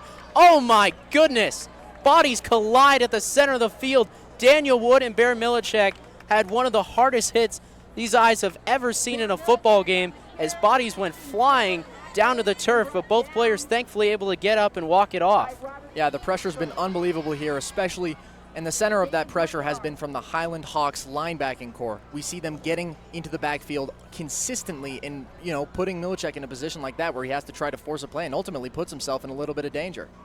And you could almost feel the explosiveness coming from that hit. Yeah. Maybe a little bit of frustration exerted by Milicek, who has seen the lead grow every time for Highland. He pump fakes and now dumps it off to Cisneros. Cisneros will get outside, but not much more, as the tackle came from number 18, Eamon Allen. And the talent on this Boulder Creek offense is evident, especially when you get their weapons in open field, but they have not had the opportunities in large part due to penalties and poor play in other phases of the game. So Cisneros with the catch. but he did not get anywhere close to first down yardage. And so back up comes the punt unit, and a deep breath must be needed on the far side for Boulder Creek, Carson. They have had lacking success with their punt unit. The last time Karsten Vance punted was the only time he got a kickoff tonight. Yeah, and guess what? If they don't block it, Tyler Crandall is a serious threat back there. Crandall, they almost got to the kick again. Crandall will race forward to make the catch. Darts to the outside, gains yardage to about the 45. So once again, on the enemy side of the 50 is where the Highland Hawks will start another drive in the second quarter. 4:08 left. They've put up 20 unanswered. We'll see if they can add to the lead. One of the more mild special teams plays and still putting them in excellent position to score here. Just a nice job there by Boulder Creek. At least they're getting the snaps off. Yeah. And they're getting the kicks away. Yeah, it's really tough if you can't even do the basic fundamentals of that phase of the game, but Highland has put them in that position. You know, and it's interesting now that they've gotten the kicks off. I was just about to ask you, you know, if another one gets blocked or another snap goes over the head, do you even send the punt unit out? Again, as we'll talk after this play. Handoff, no, it's a fumble. It went right through the hands of Jay-Sean Lee. This may be Jaguar football. We'll see the signal. It is. The first turnover of the night for Highland, and it comes on the first play of the drive. Definitely a frustrating missed opportunity there. They had the ball on the opponent 45, but they have now a good amount of breathing room where, you know, you never want to make a mistake like that, but now is not the worst time for it to happen. Yeah, they certainly had, Carson, a large cushion, but at this point, you were thinking another touchdown, another field goal probably puts this game out of reach. Yeah. Instead, still down by a large deficit, but Boulder Creek was some of their best field position of the night, trying to cut into the deficit. It's 23 at the moment. Austin Bumgarner came up with the fumble. Cisneros in the Wildcat. Instead, it's a reverse to Milichek. He goes down the far side. It's caught by Lewis, who ducks his head and gets down to the 25. Really impressive play there. Had them worrying about all three offensive weapons as far as Cisneros, Milichek, and, of course, Connor Lewis, and they convert well there. And I wonder if the Wildcat is something that we'll see more often, just because putting the ball in Cisneros' hands by nature is advantageous for Boulder Creek. Yeah, it keeps the defense on their toes when you got a playmaker with the ball in his hands immediately after the snap. And you can see it caught them momentarily off guard, but that was good pass coverage and recovery by the Highland defense, especially from the secondary of Jay-Sean Lee and Jackson Delsey. Good defense, better offense. One of the few instances we could say that tonight for Boulder Creek. Pressure comes off the edge. Wood throws it. It's tipped, almost intercepted by Daniel Wood, who had his hands on the football but wasn't able to come up with a momentum-shifting interception. And it is every play now that Milichek is facing that pressure. Got to be devastating mentally. Yeah, the floodgates are open on the offensive line as pressure was coming in unabated right there from Highland, as they've been all over the quarterback in the second half, and we've really had to see Bear Milichek make plays with his feet more than his arm in the second quarter. 3:25 left. Milichek once again is the lone man in the gun. Takes the snap, looks towards the left. Pressure comes, he has to elude it. Dances to the outside, throws a high throw down the far side. This won't be grounding. It got back to the line of scrimmage. But that pass never had a chance, and really that play never had a chance. It was blown up by the defensive line of Logan Willis, Kyle Olson, and Jackson Walton. That's really the first time I've called Kyle Olson's name all night. Yeah, and it's so interesting in this game how clearly the fundamentals, the thing that coaches love to preach more than anything else, special teams, avoiding penalties, winning the game at the line of scrimmage. That is exactly what Highland has done today, and they're up by 23 points because of it. Substitutions coming on.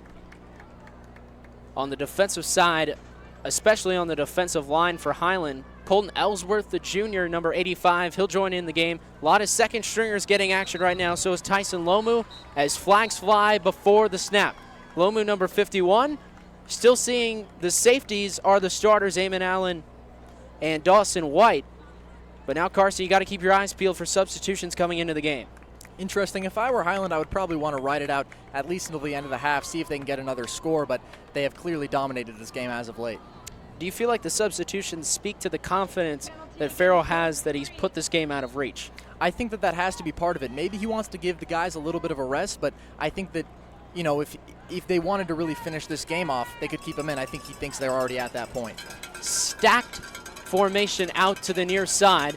As taking the snap is Milicek. Coming off the edge is Ellsworth. He's chasing him. Can he get there? No.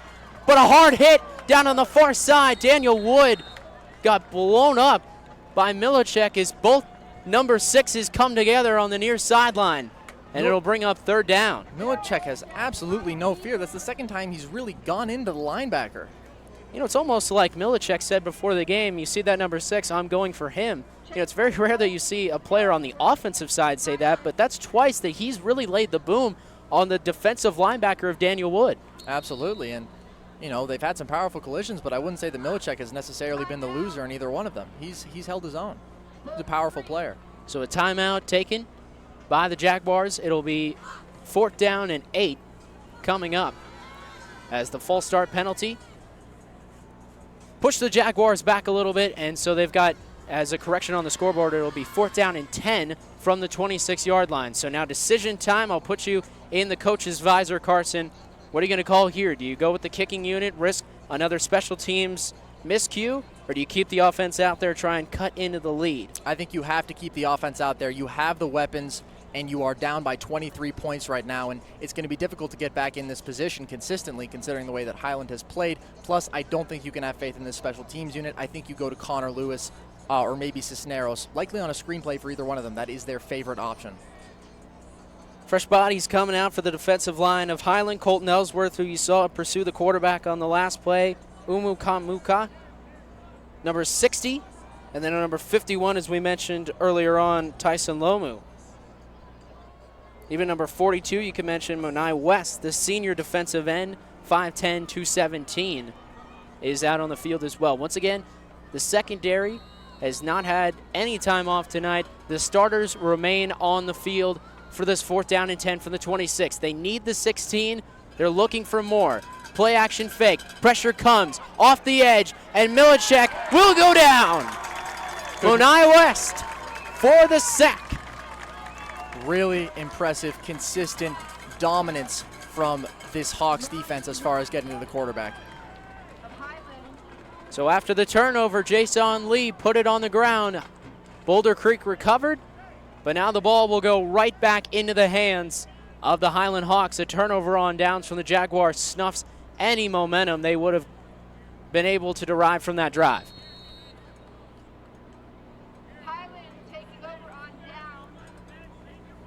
So from the 36, it was a 10-yard loss on the play. That's where the ball will be spotted. Daly is in the shotgun.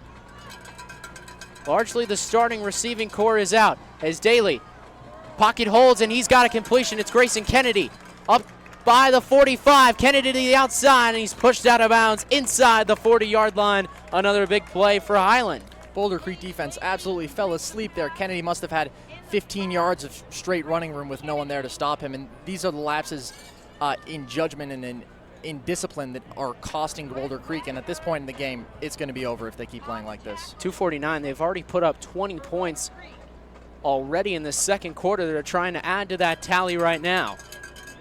Daly in the shotgun, takes the snap. How about this pass protection for Highland as Daly elects to take off, and he's got a seam, gets to the outside, dances down by the sideline. He's tackled out of bounds.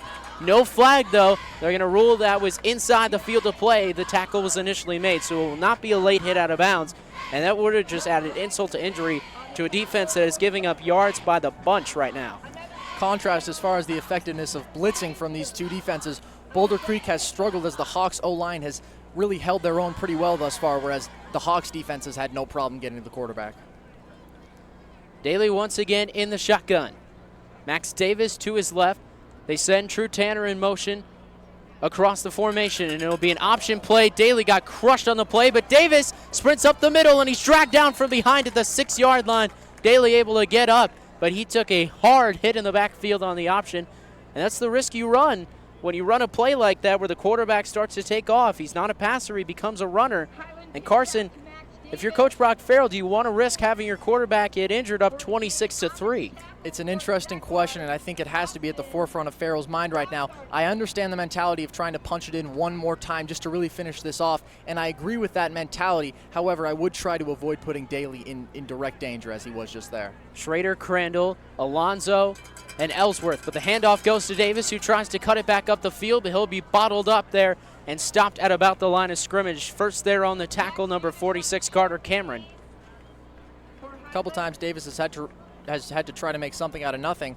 Did it on the last play where there really wasn't much of a hole, but a couple of nice cuts, and he was able to find an opening. Couldn't quite do it that time. As night has fallen here, humidity has picked up a little bit, but overall this is about as good of a night for late summer football as you can ask for. Absolutely. It'll be Daly out of the gun, 2nd and goal from the 6. 23-point lead. They're looking to keep up with it. Davis cutting back, trying to work his way through the middle. A lot of patience shown on that run as he slaps the ground with his hand. He was frustrated. He thought he could have gotten the end zone. Instead, it'll bring up 3rd down and about the same yardage, 6 yards away from a touchdown. It's going to have to be a passing down here, I would think, for the Hawks. They've been running the ball consistently, and they've been running the ball pretty well, but at some point you got to throw it. Would have been interesting to see if they had mixed in play action there on 2nd down to try to catch that Boulder Creek defense off guard. We've seen the read option come into play. That would certainly be a gutsy call this close to the goal line. As Daly takes the snap, goes to the end zone, it is caught for a touchdown! Fantastic throw there by Gage Daly. Could not do that any better, and a nice finishing touch to this first half. Tanner Crandall with his 2nd touchdown catch of the night, and Highland has blown the doors off this one. It is 32-3. Really nice play there for the Hawks offense. You can see Crandall and Daly, they are almost in lockstep offensively. Yeah, absolutely. Totally in synchrony right there. As a high arcing kick from Jackson Ray splits the uprights. It's funny, looks so routine for the Highland side of the ball. Probably would not have been the case for Boulder Creek. Yeah, and really that just speaks to every facet of the game, which has really been controlled by Highland tonight as the lead climbs to 30 in this first half. And likely, now that you're up 30 points, Carson, I'll once again hand you the coach's visor. You know, what's your objective in the second half with a lead as big as you possess right now? I think now it's about keeping the starters healthy. I probably pull most of them at this point, and just, you know, you can trust your guys to not squander this massive lead that the team has done a great job of earning.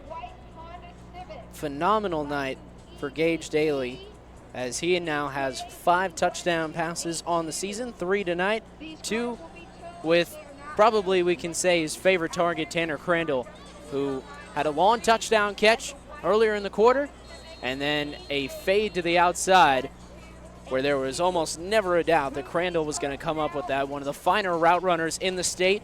He was an offensive playmaker last season, and with so much turnover, he's definitely one of the guys that Daly knew he could trust. As Ray has it on the tee and sends it in the air. End over end, a line drive kick goes off the hands of Schrader and into the end zone for a touchback, landing on the G of the Jaguar paint.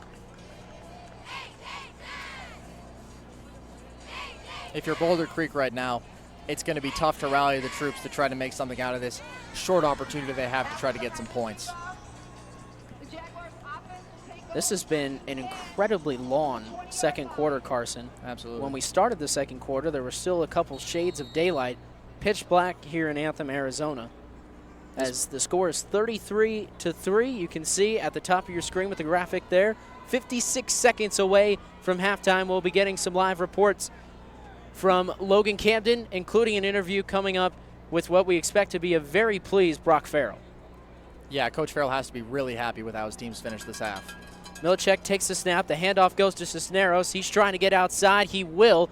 Turns on the Jets to the outside and is wrapped up by Jackson Delsey in a combination of him and Cam Collimore. Cisneros still very evasive and a dangerous player offensively. Clock still rolling with 37 seconds. Doesn't look like there's any sort of sense of urgency from the Jaguar offense. They may be content to just ride it out, get to the half, and try and find some positives to take out of tonight. but it has been a struggle defensively, and on the third side of the ball with special teams. Yeah, interesting how dramatically this game has changed from the beginnings when Boulder Creek was able to hang in there. Now Highland has really hiked up the quality on their side. Instead, they go 5 wide receivers, and they take a shot down the field and never had a chance for Cisneros. It was 10 yards over his head. And with 7 seconds left in the half, a 3rd down and 6 coming up. Possibly the old college lateral play in the cards, but we'll see what they elect to go with. Yeah, nothing would surprise me at this point from this Boulder Creek offense. They've tried to get creative, and I don't blame them. Yeah, all the tricks have pretty much been emptied out of the toy bag tonight for Boulder Creek and head coach Tony Casarella. They've tried reverses, they've tried fake reverses on kickoffs. Really nothing doing, though. Highland is a extremely well-coached team, and they have never been fooled at any point. Blitz coming off the edge by Daniel Wood. Milacek escapes and now goes down from behind. And how fitting a sack to end the first half of play. A first half, Carson, that was dominated offensively, defensively, and especially on the third side of the ball, a side that we don't talk about a whole lot, special teams. It was owned by Highland, as we'll go down soon to the third member of our crew, Logan Camden, but just give me your thoughts on this first half. Yeah, you put it exactly as I would have. There's really been no more nuance to this game than that. It has been a dominant performance by Highland in all 3 phases of the game. Now let's join our sideline reporter, Logan Camden, who's standing by with head coach Brock Farrell. Logan? Hey, guys, I'm here with head coach Brock Farrell. I got a few questions for you, Coach. Sure, shoot. What have you thought about sophomore quarterback Gage Daly's performance in tonight's first half? Mixed reviews. Early, it was a little rocky, and then obviously he made some great throws as the game went on. So, overall, he's playing great. We scored 30 points and a half. Whenever you do that, that's great. But, if we're grading them out, there's some stuff in the first half that if we do well, we have 45, and, we're rolling. So, yeah. Boulder Creek's offense exploded last week. How did you prepare your defense this week in practice for this offensive attack? A whole lot of reps. We were just trying to get as many reps as possible in practice. The good thing is that our offense simulates a lot of what they do in terms of getting into empty and throwing a lot of screens. So I think they got a quality look in practice from a lot of our kids, but mostly we just ran as many bodies as we could at them, as many times as we could in practice. I have to say as well, your special teams unit has looked exceptionally well tonight. Was that a point of emphasis in practice, or are they just playing really well tonight? It's always a point of emphasis in practice, but I'm really proud of, Josh Allen got off a double team, made a great tackle, and then his cousin Carson Allen, didn't fall for the reverse fake, made a great tackle. So our kickoff team's looking great. Our extra point team, I'm glad there's no pictures on the scoreboard, if you know what I mean. We had some ugly extra points, but they still count, so I'm pleased about that. What are you going to tell your team as they head into the second half to keep them motivated and keep their foot on the pedal in the second half? Yeah, I don't think they need motivation. We're just going to talk about, we play at a Highland standard no matter what the score, no matter who we play. So there's still a lot of stuff that we need to fix if we want to get to where we want to get by the end of the year. So, yeah. Thank you for your time, Coach. Real quick, Stephen Haley, love you guys. Talk to you later. Back to you guys in the booth.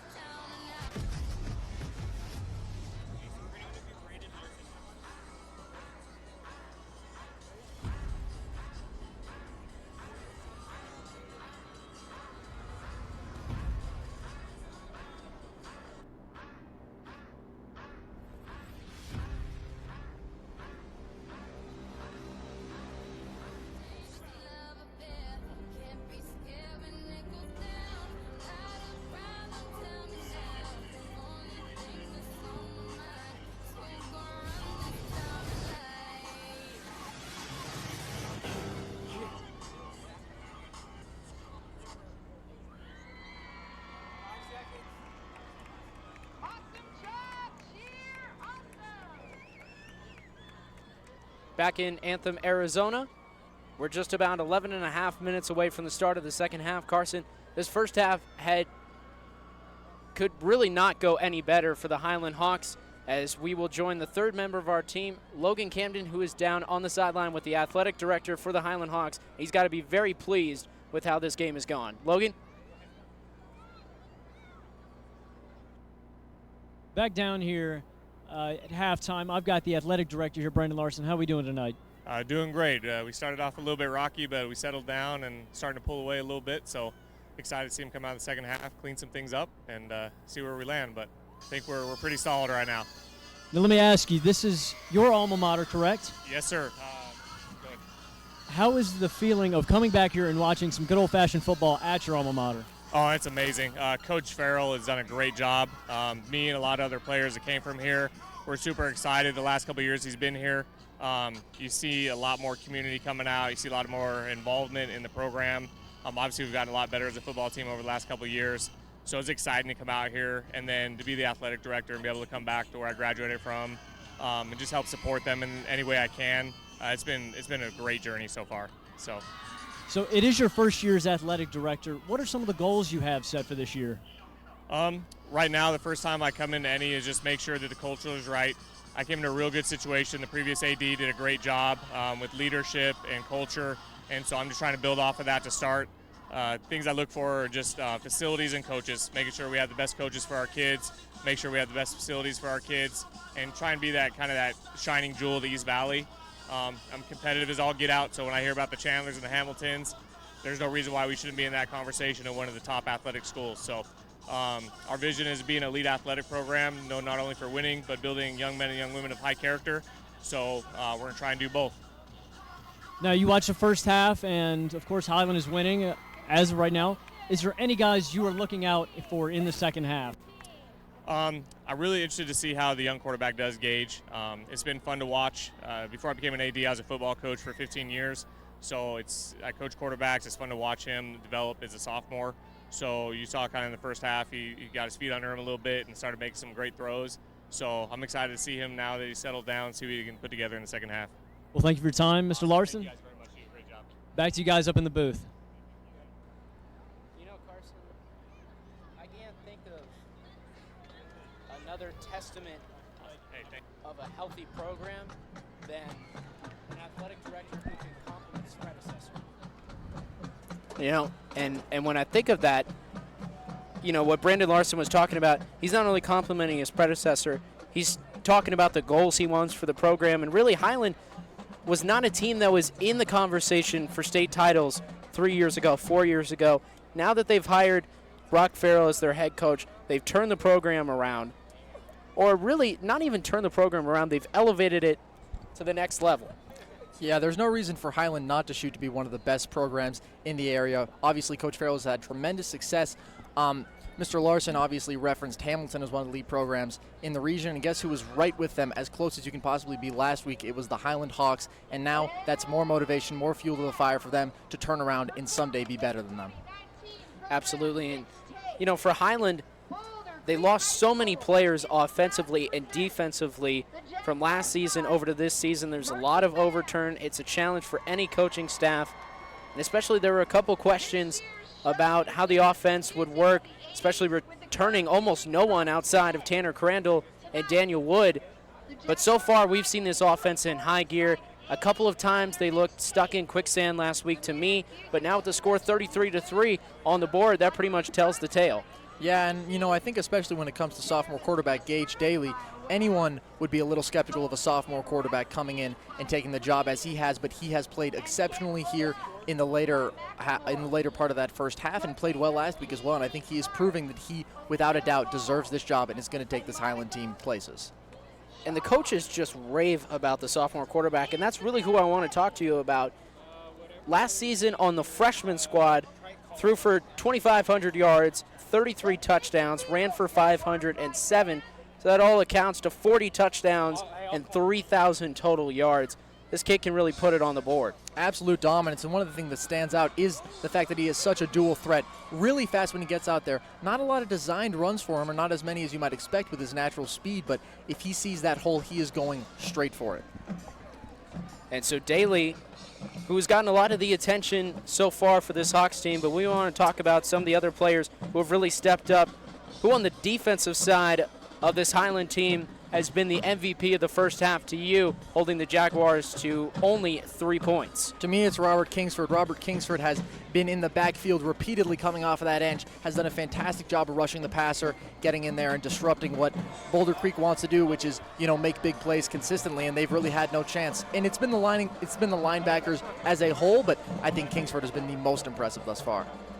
And when I look at Kingsford, there's almost a common theme on this whole team, Carson. A lot of these players have played football almost their whole lives, and that is reflected on the discipline we've seen all night long. Kingsford is in his 12th year of playing tackle football. He started with flag in the 2nd grade. He started out playing QB, but as he got older, he wanted to decide, as he said in his own words, he decided he just wanted to go out and hit someone instead of being the one everyone wanted to hit. And that pretty much defines the mentality of this whole defensive team. Yeah, and that is really Kingsford's role. His role is to cause chaos and to hit people. And I think you made an excellent point about the discipline aspect. The best way to learn what not to do is to do it again and again, and eventually it becomes ingrained in your mind that that is what you need to avoid. And the Highland team just has avoided making mistakes in a way that Boulder Creek has not. And to me, someone that really stood out to a lot of people in the East Valley last week was Jay-Sean Lee. He did such a great job covering Brendan Rice, limiting him to about 5 catches on the night. But tonight they haven't matched him up against Connor Lewis. Instead, it's been Jackson Delsey, who's kind of the unsung hero of this secondary.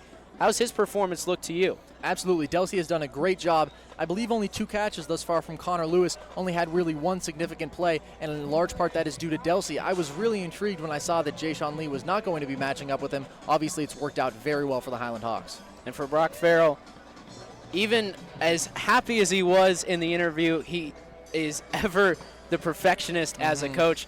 Definitely wanted to clean up a couple of those extra points, and really that's the only blemish on the scoreboard tonight. An extra point was blocked, and that's about all you can account for. 2 field goals have gone up on the board, and outside of that, 4 touchdowns. But as this second half is coming ever closer, Carson, what can Highland do to improve for next week's game and down the road? I think that they've already improved in a large part in this game. Initially in the game, we saw that they had the opportunities given to them by special teams, couldn't finish. That has been far from the case in the second quarter as they finished really strong. I think you keep this discipline. Don't get ahead of yourselves. Don't let the fact that you blew this team out get in the way of staying disciplined, staying focused, practicing hard, playing hard, which is what Highland's success this week, I believe, has been predicated on. So Highland 1-1 on the season. They're looking to advance to 2-1. Last season, obviously, the Fable team, which made it to the state semifinals. Carson, you've been able to study this team a lot during the week. Is there anything about this team that reminds you about last year's team? I think that the general mentality that is instilled by Coach Farrell, the discipline, the effort, the consistency, that to me is what makes this Highland team. As we sit here in the second half, getting ready to start with 3 minutes, 8 seconds left. A couple flashlights going up on the other side, and that's pretty much all the fun this Boulder Creek student section has gotten to have. Carson, as the players trot back out, for the substitutions, this is an opportunity to get in the game and get some playing time. Absolutely. If you're a young guy, you can make your mark on this game and on this team. We've seen it with Gage Daly, who obviously has been given the starting job, but he's a young guy and he had to prove himself. This is a great opportunity for some of the young guys on this squad and the backups. Logan Camden getting ready to interview Jeff Boone down on the sideline. As he's preparing for that interview, Carson, give me your final thoughts before the second half gets underway. Really solid finish from Highland. They have to be happy, but as I said, have to stay disciplined, have to stick to the things that have made them so successful, which is modesty, humility, and hard work. And for me, I've really got to give a big pat on the back to Daniel Wood, who has been absolutely the type of Iron Man and the emotional leader this team has looked for. He's had the biggest hit of the night coming against Bear Milichek, and they've done a great job against the quarterback number 6 for Boulder Creek. So Daniel Wood, for me, would be kind of the MVP. He's already rushed for a touchdown. And so as we get ready to go down onto the field with Logan Camden, who's still preparing for that interview, we're about 1:48 left. Any other players from the Highland team stand out to you? I think his fellow running back, Max Davis, speaking of Daniel Wood, Max Davis has also been impressive in this game, consistently gaining yardage on the ground for this Highland offense. Players trotting out for Highland. Still nobody has come out yet for Boulder Creek. And, I can only think that is because there is a stern talking to going in the locker room from Tony Casarella. Or, if you put yourself in his shoes, are you getting down on your team? There are a lot of miscues. Or are you really trying to build them up? Are you trying to coach them up?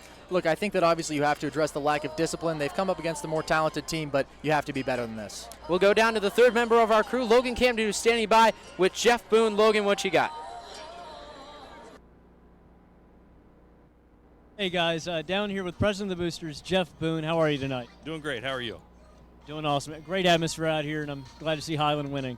Absolutely. So I got a few questions for you. All right. So this is your first year as President of the Boosters, correct? It is. Can you describe that experience a little bit for me? Well, it's one of those you don't know what you're doing until you're into that position, in that role. So Ryan Fitzpatrick, Highland alum, I've heard, donated a bunch of money towards a new weight room. How are the kids enjoying it? Well, the weight room equipment's about to be here. They're very, very excited. We're excited that Ryan's such a generous man to help us out. So it's going to help with the weight room, and that gives us funds for other things as well. So very grateful for his contribution. And my final question for you: your son protects the blind side of Gage Daly. How proud are you of him every week watching him protect his blind side? Proud of him, but even more so with the performance he does on the field. He does a great job along with the rest of the line. That's what I'd like to hear. Thank you for your time. Back to you guys up in the booth. Jeff Boone standing alongside the third member of our crew, Logan Camden. And certainly when you look at Noah Boone, the junior, number 78, he has the most varsity experience on this offensive line. And really, that has been one of the standout performances tonight from Highland, is how well they protected quarterback Gage Daly. Absolutely. Every time Boulder Creek has tried to get pressure, the O-line has been able to keep buying time for Gage Daly and opening up opportunities on the offensive side of the ball. Obviously, Chance Hanks was a guy who had 13 pancakes last week. Boone has held his own. Everyone on this offensive line has performed very admirably. Yeah, 13 pancakes. Unbelievable Just number. put it into perspective how incredible that is for an offensive lineman to put on that number. I mean, that means that you are consistently dominating the opposition. You are putting people on their seats, and it's really impressive. And, we haven't seen as much of that. It's been more consistently not letting the Boulder Creek defensive linemen and linebackers get to where they want to go.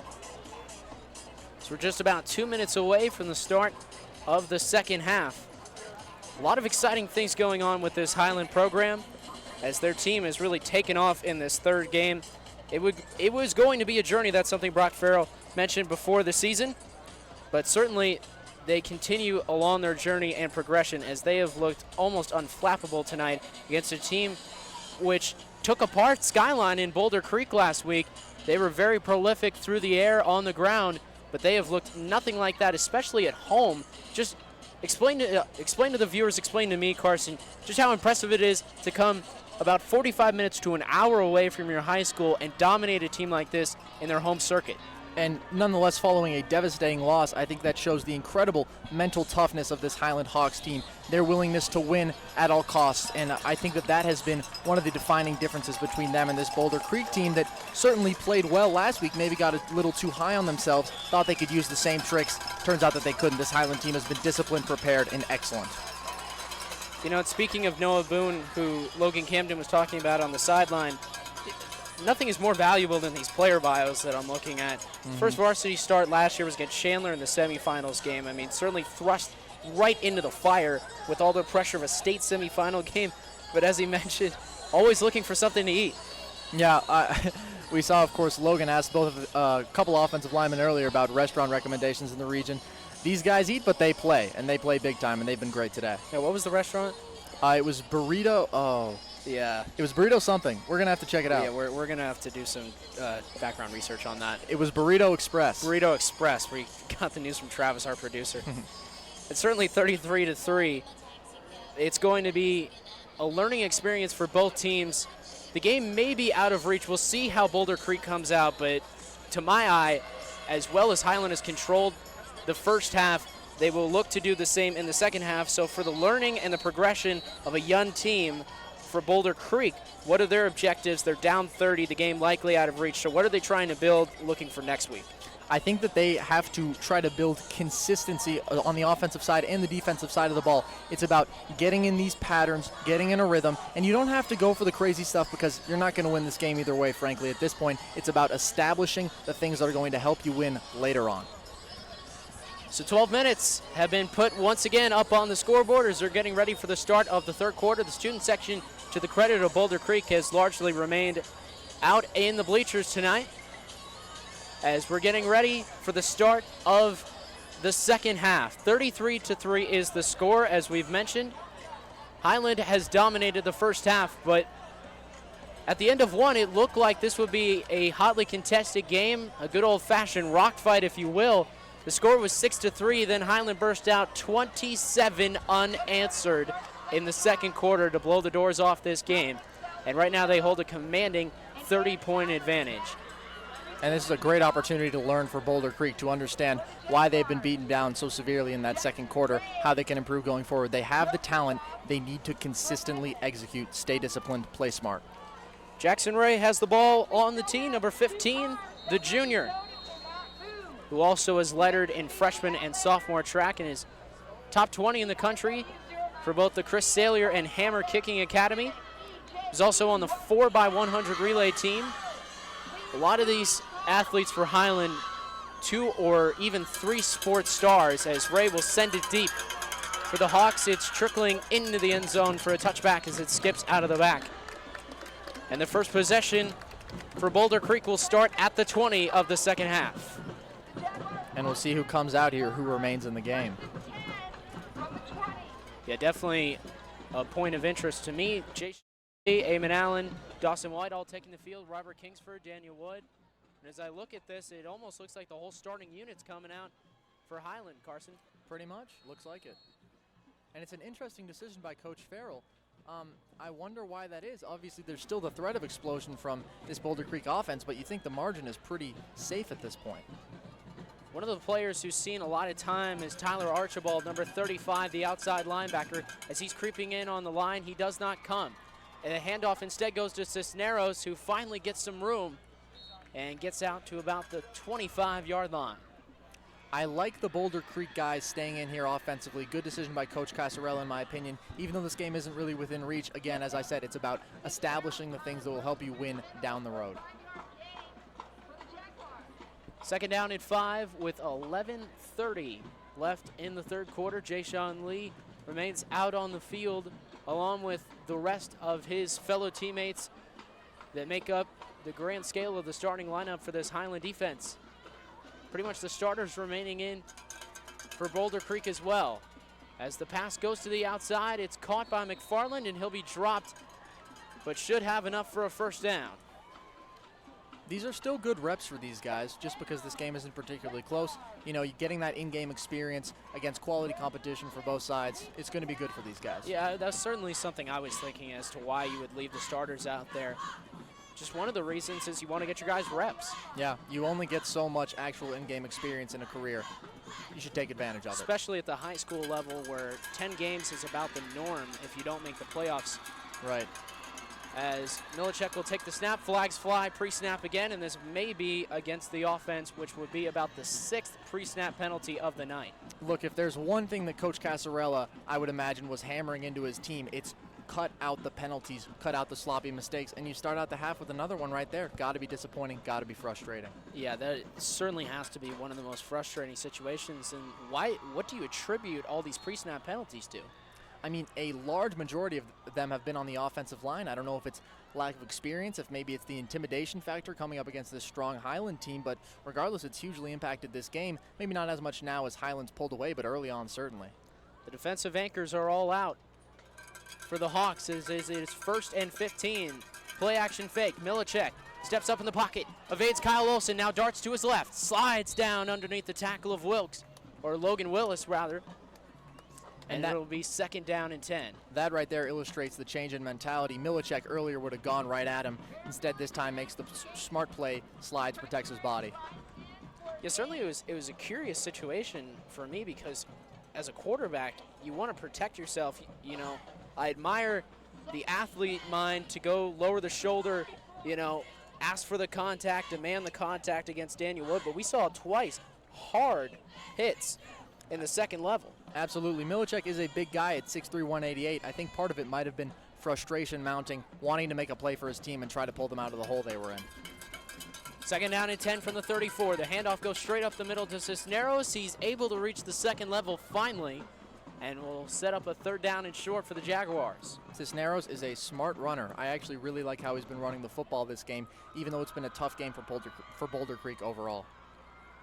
All three starting defensive linemen are subbed out for Highland. As a lot of substitutions we expect to see on this defensive line especially. They love to rotate.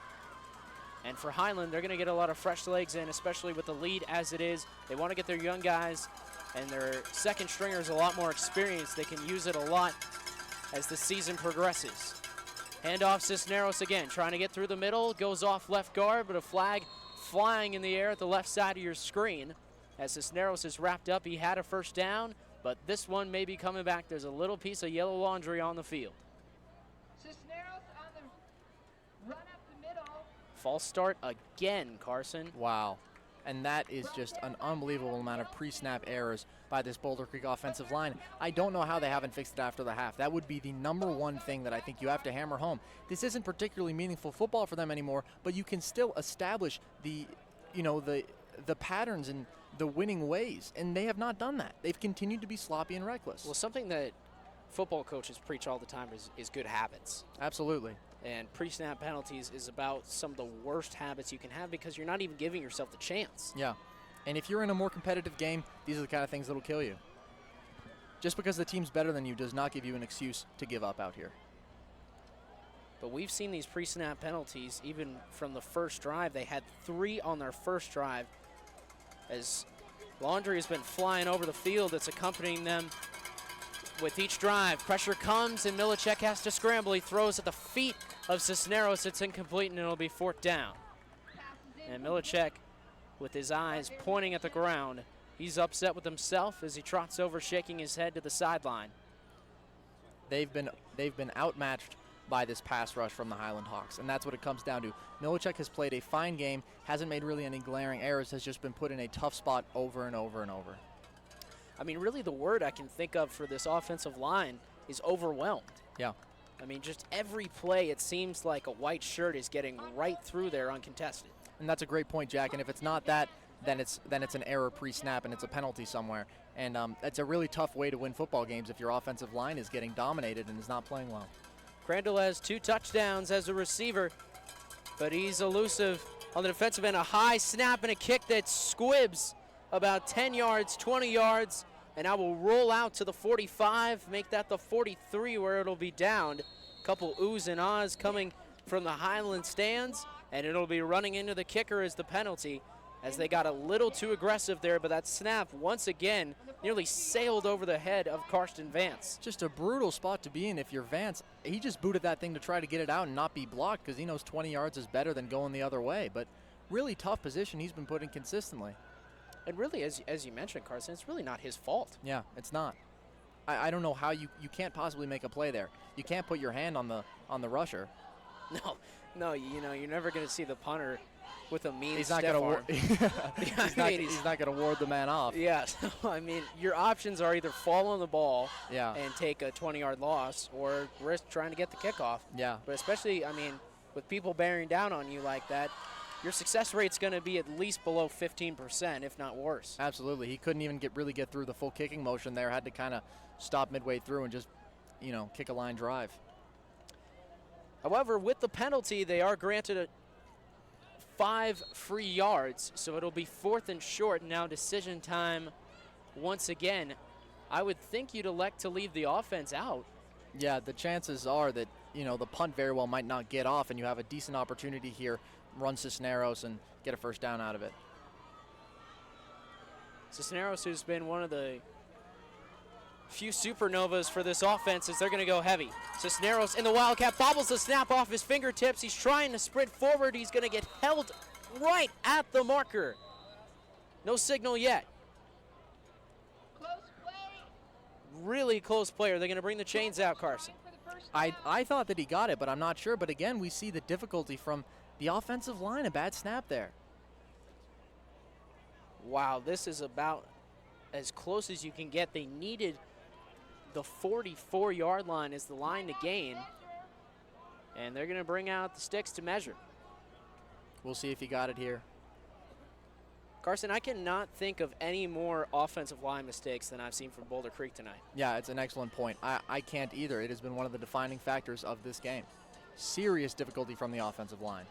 And, you know, I have to think, I mean, there's a lot of talent on this Jaguar team, but you just have to stop shooting yourself in the foot at some point.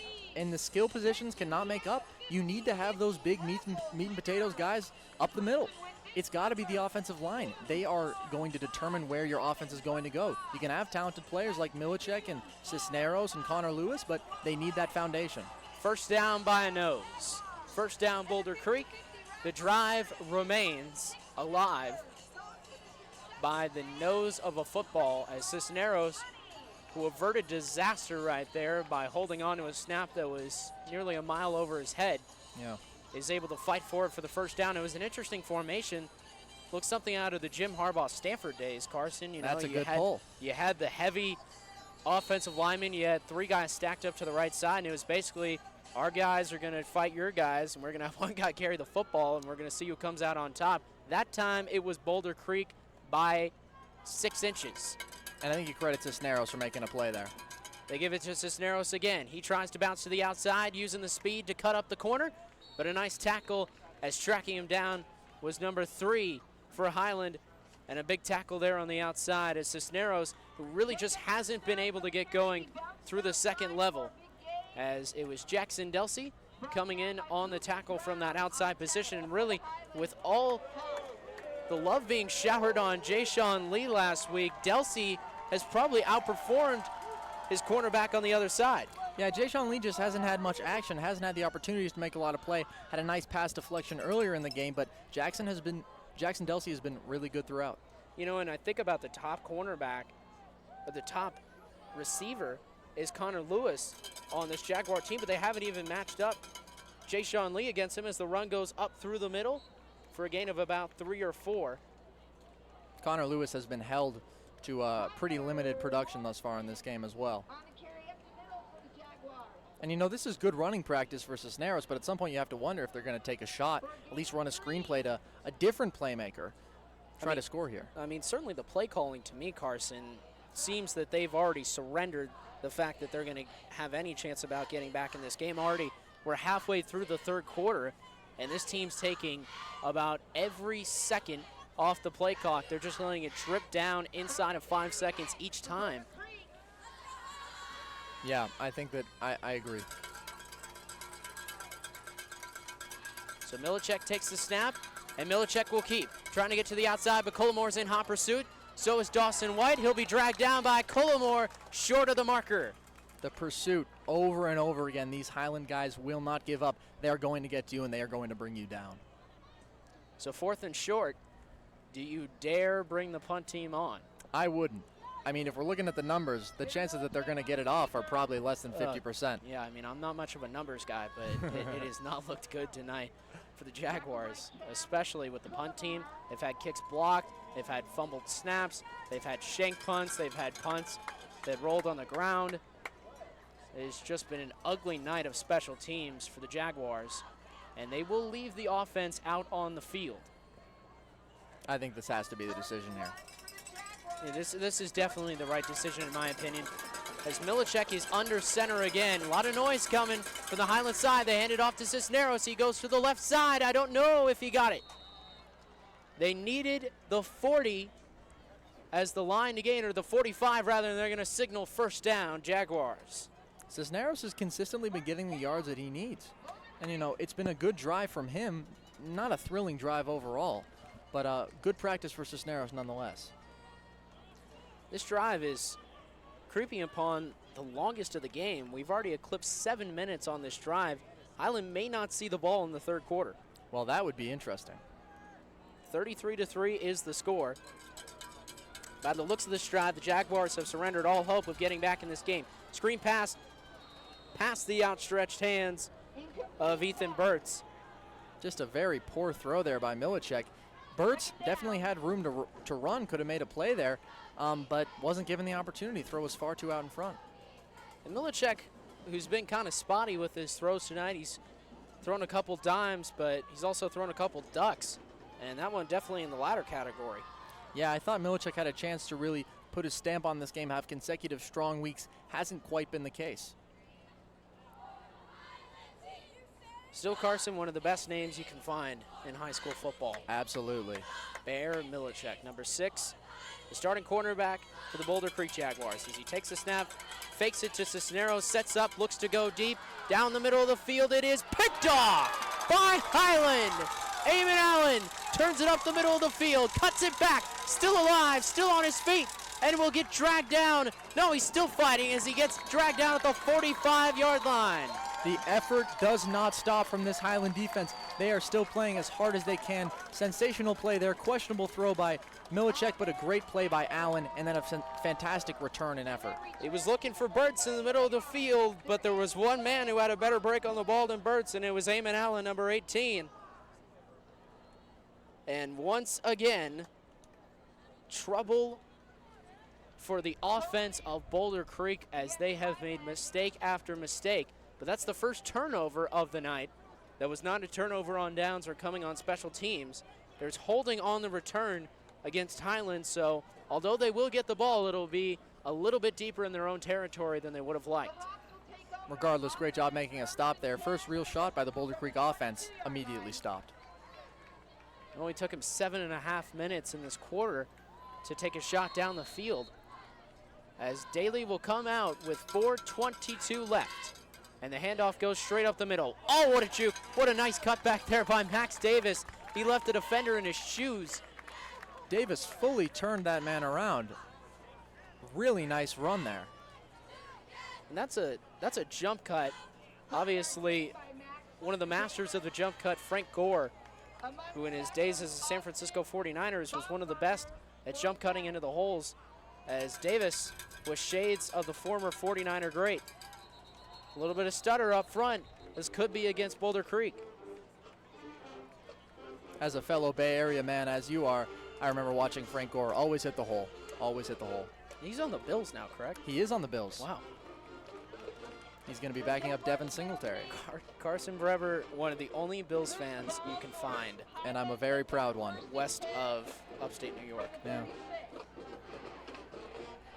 Gage Daly takes the snap, and he'll hand it off to Daniel Wood. Wood somehow gets out of the defense, cuts it up the middle of the field, slips a tackle, gets to the outside. He's got a convoy of blockers. Wood racing down inside the 10, cuts it back. How is he still alive? Touchdown, Highland. A marvelous run by Daniel Wood, slipping tackles and defenders all the way in for a huge touchdown run, which has extended the lead above 35. I mean, there had to be at least 3 times on that play when you thought Wood was going to be down. Threw a defender off of him early, slipped a couple more tackles, was on the outside, evaded another defender. An absolutely amazing run and capping off a fantastic game thus far for Highland. Shades of James Harrison in Super Bowl 43, as it looked like at several points he would be stopped.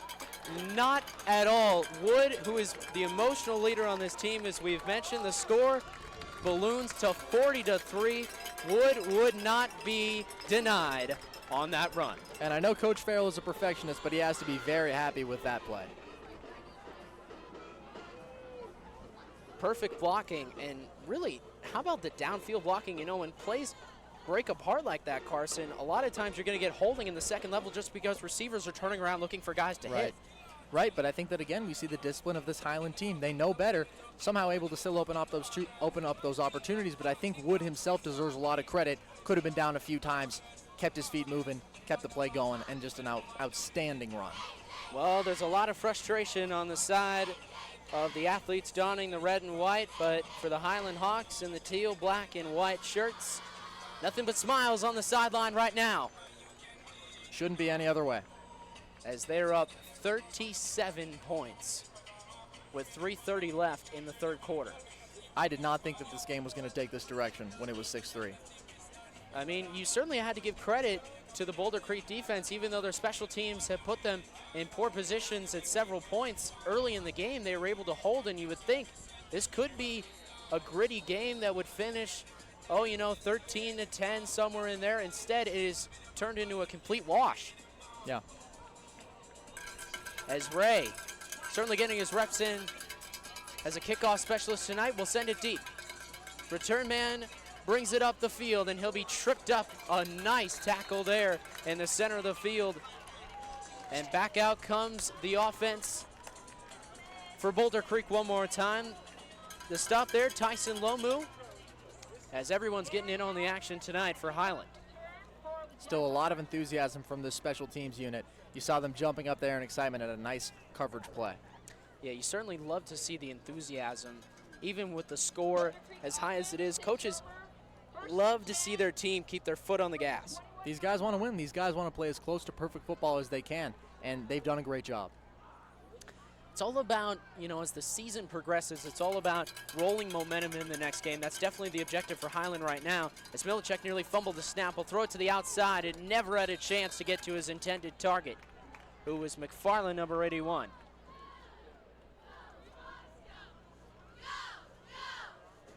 There were a couple open men on the outside there, but the throw just had no chance. Yeah, Milicek seems to be rushing his throws to me in the second half. Yeah, I think that, again, it's the pressure has probably gotten to him. Was facing serious pressure consistently, not specifically on that play, but I think that it's probably gotten into his head.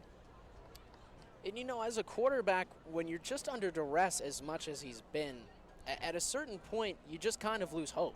Yeah, absolutely. I think that we've seen that again and again with various football teams at various levels. You need to have faith in your offensive line to be able to stay there, hang in the pocket, and make plays.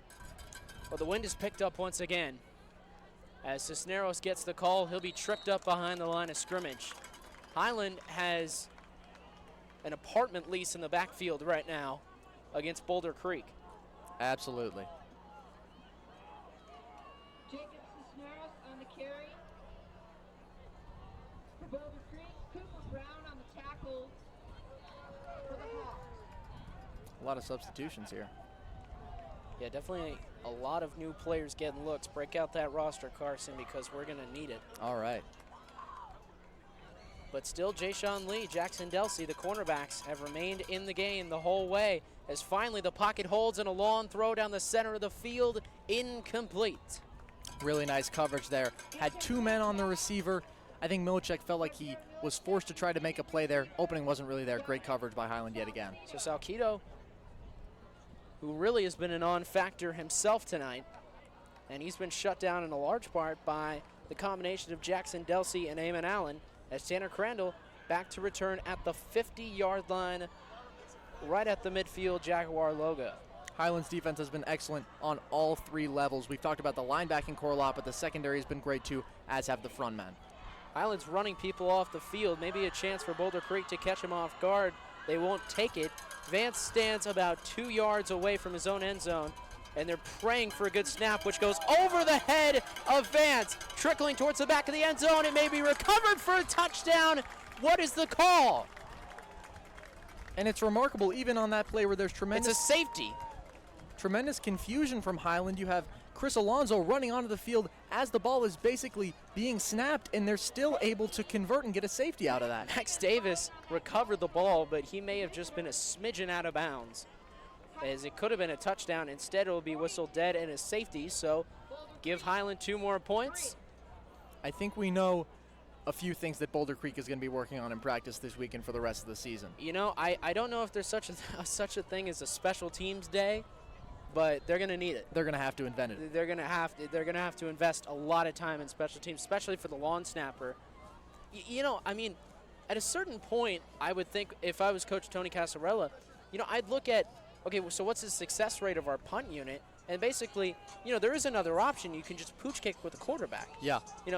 Being a Michigan fan, every Michigan fan, anytime a punt unit comes out, every thought immediately goes to 2015 against Michigan State. Right. And the Jalen Watts-Jackson play. There were a lot of options on that play. You really could have had the quarterback in the shotgun. He could have pooch kicked. You know, you could have thrown it up in the air. It's at this point, if you're standing in the back of your own end zone, your success rate has been about 10% all game, Carson. Wouldn't you elect to go for it or try something else? Because, you know, from our vantage point, we could almost see that play coming. Yeah, I think it's at the point where you have to, and you're right, it is more likely than not in this game that Boulder Creek is going to have a snafu on a special teams play, and so I think that you're right, they have to look to alternatives. Maybe very unconventional, but what are you going to do? The punting unit has just not been able to perform. They can't even get the ball out most of the time. Well, it has been a trying night for Boulder Creek as they have been thoroughly outdueled on their home turf. As Elon Furman will send it deep, and it'll be returned by the up man, True Tanner. And Tanner, with a convoy of blockers, gets up the seam, lowers the shoulder, and pummels his way to the 45. I don't think I've ever really seen a team this outmatched on special teams by another team. It's not just the punting, it's not just the kicking, it's coverage, it's everything. True Tanner was some of the best hair you can find in high school football. Absolutely, and a great name. Absolutely, True Tanner. One of those names that just rolls off the tongue. Really does. It's like Carson Brever. Oh, that's so kind of you. Or Jack Johnson. I agree. Yeah. Or Bear Milichek. Or Bear Milichek, yes. A lot of great names tonight on the field as a play-action fake. And Daly just put that in his hip pocket. The pass complete out to Ellsworth on the far side, and Ellsworth is going to get dragged down at the 30-yard line. Coach Farrell does not want to sacrifice the experience for a sophomore quarterback here, keeping him in the game deep into this third quarter with a 39-point lead. And you just mentioned it, that's the key word, experience. You know, this is really Daly's second game of meaningful action, especially last week, which was such a dramatic game against Hamilton. Tonight, Daly able to get the reps he didn't get against Alhambra. Daly has been impressive, though. He kept his composure really nicely in that final drive against Hamilton and came so close. Really impressive mental young quarterback. Throw again. It's out to Tanner on the near side, and Tanner looking for blockers. Tanner cuts it up the field. He stumbles, but he'll score. Touchdown, Highland Hawks. They're pouring it on in the third quarter.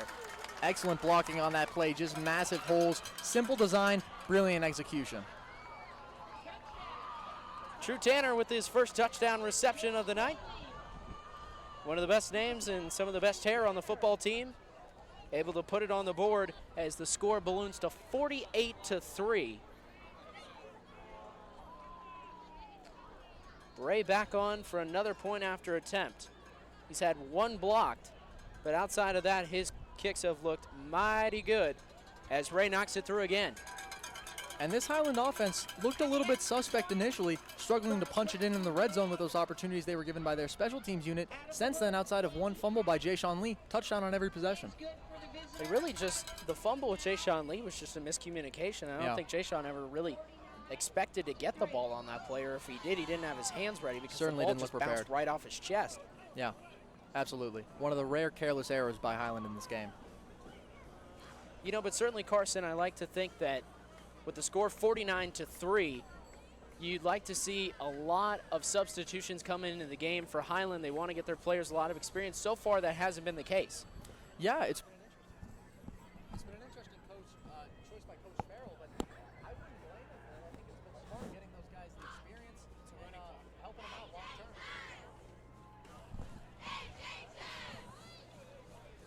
Once the score climbs over 45 points in Arizona high school football, we will have a running clock. It is not running right now because a touchdown elicits a dead ball. So with 1:36 left, this game will be coming to a merciful end a little bit quicker for Boulder Creek, as Ray will put it in the air. And it'll be fielded by Salcido. And Salcido comes up the middle and it'll be slipped down at the 30-yard line.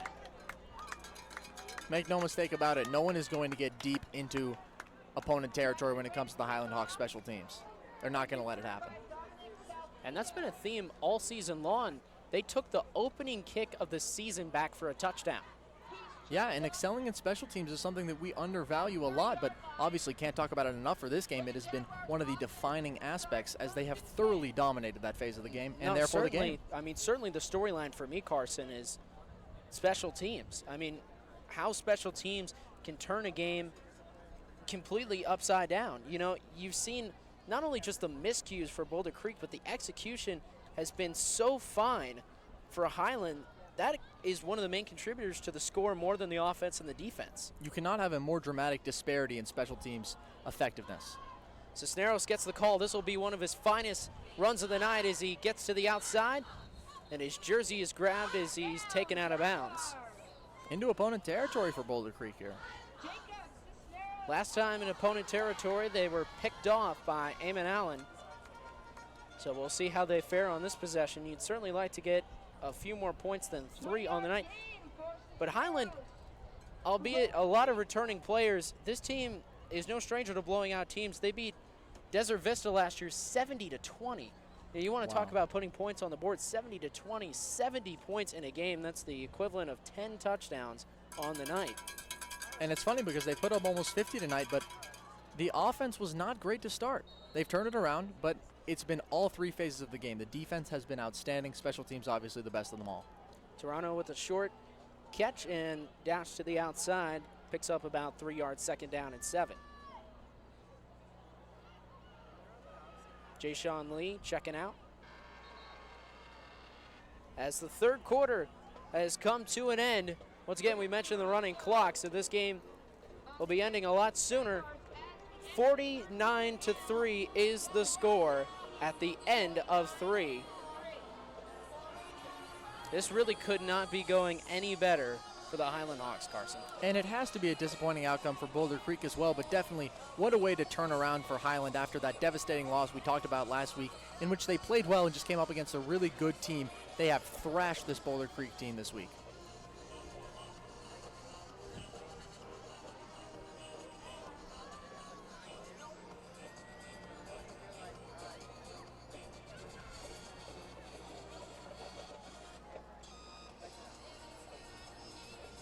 Once again, a big thank you to our sponsors allowing us to be on the air tonight.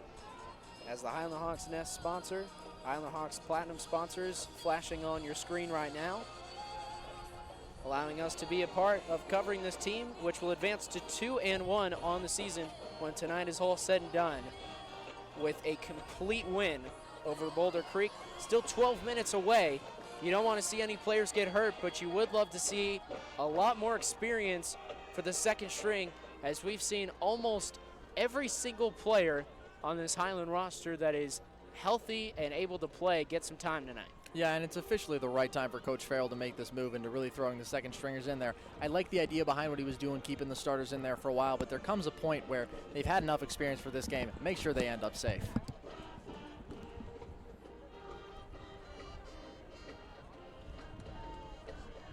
You know, one unit I really got to give credit to is the student section for Boulder Creek has filed out. The band.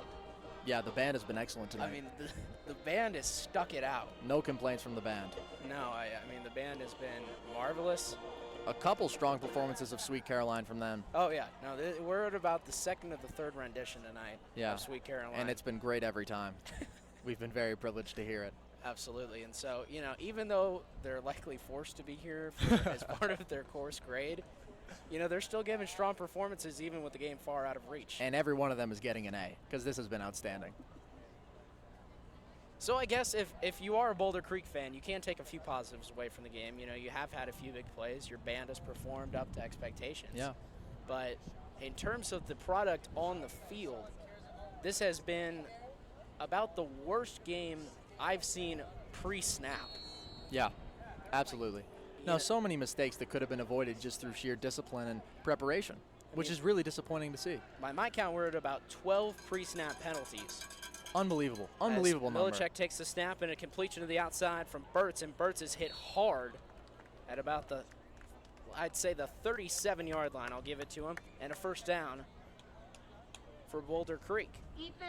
You wonder how Boulder Creek is going to turn around and use this experience to help them in the long term. I believe that they can do it. I believe that Coach Casarella will instill the mindset of improvement and positivity in them, but a really tough loss to take coming off of such a great win.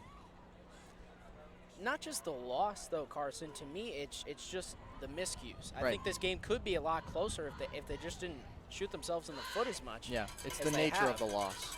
Fake to Cisneros, throw to the outside, completion to Taranto, and he'll get out of bounds. Good play design there. Again, getting the man nice and open on the outside. They've actually run a few decent plays on this drive. Unfortunately, not going to bring him back in this game. Yeah, I was going to say, it's far too little and much too late, but finally a little bit of an offensive rhythm being established. Yeah, and a little bit of relaxation from the Highland Hawks defense, which we had not seen previously. The second stringers are in there, and I'm sure they're going to try, but, a little bit more of a soft coverage. Yeah, but I mean, certainly at this point, you're getting guys who run the scout team. You're getting guys who don't see a lot of game action, but what a thrill it must be for them to get on the field tonight. Absolutely. Saw no game action against Hamilton. It was so tight as the pass to the outside caught by Burtz. Burtz gets a nice block from McFarland and turns it up the field for a first down. I think one of the interesting things about the offense that Boulder Creek runs is if you're going to hammer screen plays over and over again, it'll work against a team that you're fundamentally more talented than because your playmakers are better than their defensive guys. But against a team that is smart and prepared and talented, like Highland, it becomes very tough to win with such sort of a simplistic ideology. Well, I think that's why we're seeing so much success right now is because Highland has the second and the third stringers, and they finally are just able to out-athlete them. Right.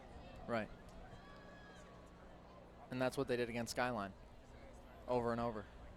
But it's certainly the deficit in how well these teams are coached. And that's certainly, not to be meant as a knock to Tony Casarella, but Highland has just executed perfectly. They put the ball on the ground, and this may be a turnover. Total miscue there. Quarterback was trying to hand the ball off. Running back was clueless to it. And right as soon as we begin to compliment them, they put the ball on the ground. Bear Milicic was able to dive on the football, so it'll be second down and 10. The good old announcer's jinx, Carson. Yep, there we are.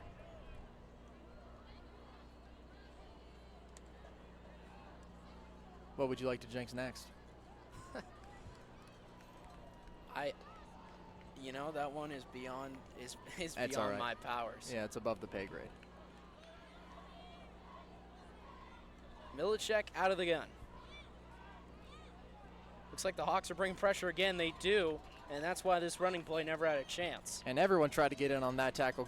Guys throwing their bodies at the running back there just to try to make an impact, show coach how hard they're trying, how badly they want to be a part of this winning team that they have with Highland. One thing I notice a lot of at the high school level, Carson, a lot of quarterbacks just completely ignore blitz pickup. I mean, yeah. A lot of times in the NFL, you see a lot of zone blitzes, and zone blitzes are so hard to pick up because you don't know who's rushing, you don't know who's coming, there's got to be a lot of communication. But, I mean, you'll see one of the masters of blitz pickup, Peyton Manning, Tom Brady. I mean, both of them are some of the best, and you'll see Brady go up to the line of scrimmage at many points. So would Peyton during his career. You just don't see that a lot at the high school level, as through the middle go the Jaguars again. Instead, it'll bring up fourth down as they were looking for first down yardage down to the 11-yard line. They're not going to get it. And it is funny because the blitzing has been so consistent from Highland and really no change in game plan from the Boulder Creek side, sort of more of just a panic. But it's not just that. To me, it's like it's so obvious when Highland's going to blitz because you can almost see them creep up to the field as there's a timeout by Boulder Creek on the field. But to me, they're running up to the line, they're moving their feet, they're stuttering. As a quarterback, your job is to go up to the line of scrimmage and be like, hey, watch this guy, he may be coming, because, I mean, if I'm Bear Milicic, that's my first priority right now because I've been running for my life all night. Yeah, I think the thing is, as we've seen again and again with this Boulder Creek offense, they know how to do some very specific things. When it comes to going outside of that game plan, I think that they struggle mightily, and I think that blitz pickup is another area in which we see that. Tough for them to make adjustments on the fly and call things out like that. Absolutely, and so, I certainly give as much credit as possible to the defensive line performance tonight for Highland, but really, if I'm the coach of Boulder Creek, one of the things I'm looking at is, hey, we got to be able to pick these blitzes up. But, at this point, your first priority has to be, can we get the snap off without shooting ourselves in the foot? Yeah, and just to add to the point you were making, there have been plenty of times where a Highland pass rusher has come off of the edge totally unblocked. Totally unblocked. And that is unacceptable because you're putting your players in danger, and it's very tough to win football games that way. But you're totally right about the pre-snap difficulties. 5 wide mistakes. for Milicic. He'll go to the outside. A deep throw from McFarland. It is caught inside the 10. One of the better plays of the night for Boulder Creek has set them up with a 1st and goal. Let's see if they can convert here. This will be interesting to see where they go. I think they're going to put the ball in the hands of Cisneros, who has been consistent for them. Have to. And maybe a consolation touchdown coming up for Boulder Creek. They'd certainly like to get on the board. You like to see that play there just because it's a little bit of variety, actually making an actual throw there as opposed to just a screen or handing the ball off. Yeah, not a lot of shots down the field. Of course, the last shot they took down the field was an interception. Right. So maybe some wariness in the offensive play calling. I think that's one of the limitations of Bear Milicic is he can, sometimes I think he gets a little locked in on one idea, has difficulty adjusting on the fly, and I think that's part of the interception. He threw to the guy he expected to be open, wasn't open. Morrison gets the call, goes up the middle, leans for the end zone. He'll get it, touchdown. Jaguars, finally something to cheer for the home team fans. Did a nice job of holding up the line of scrimmage there. Weren't embarrassed, obviously, and a nice touchdown for them to keep morale. And finally something for the band to get excited about. Oh, the band has been excited this whole time. First chance of the band to put the fight song on. And by my tally, Carson, that is 3 Sweet Carolines to 1 fight song on the night. As I'm not a mathematician, but I think that's correct. as Elon Furman comes in to kick. And that is a high arcing kick. Best special teams play of the night comes on an extra point late in the 4th quarter. 6:42 away from the conclusion of this one, and the score is 49-10 Highland versus Boulder Creek. You know, there's a lot of games. The number one question I ask people who saw games that I didn't see is, you know, you see the ticker on ESPN. That's the one thing that comes to us sports fans' minds. Was the game closer than the score? Right. Or was the score closer than the game? Absolutely. You know, and like a lot of garbage time touchdowns. You know, Boulder Creek could easily roll off 2 touchdowns here, and it'll be a 49-24 win. You're like, oh, well, you know, I didn't see the game. You know, they must have run away late. This has been a thorough just dissection on all sides of the ball for Highland against Boulder Creek tonight. Absolutely, and honestly, I expect Highland to probably score again on this drive. Boulder Creek has been totally hopeless to stop them since the early 2nd quarter. They've just been repeatedly running the ball down their throats, and on the occasion when they do throw a pass, there have been massive opportunities for them to take advantage of there as well. Well, as you mentioned, just they've scored on every drive outside of the Jay Sean Lee fumble. Right. Ridiculously impressive performance from Highland. Tanner Crandall, Zach Schrader, Grayson Kennedy all deep to return. Robert Kingsford out there as well, so a lot of the star players for this Highland team are out for this kick return as the ball swiveling towards the end zone, and it'll bounce in for a touchback. Nice kickoff there. Don't give them the chance to make another play here. Not that they particularly wanted to. I think that Schrader was content to just let that ball bounce in the end zone. And so will we see a replacement for Gage Daly? Is his night done? I have to imagine it is at this point. He's played a great game. He's gotten the experience. He's gotten the reps. Let the guy rest. Make sure he stays healthy. Sophomore quarterback Gage Daly. As a Highland Hawks fan, you cannot be more impressed with the young quarterback tonight as he put it on the board at several points as Taylor Siren enters the game, and the handoff straight up the middle goes to number 22, Braden Bond, a senior at 5'7", 170. Siren, obviously, a much more physically imposing quarterback at 6'2", 180 as opposed to Gage Daly's 5'9", 150. But, of course, Daly makes the plays.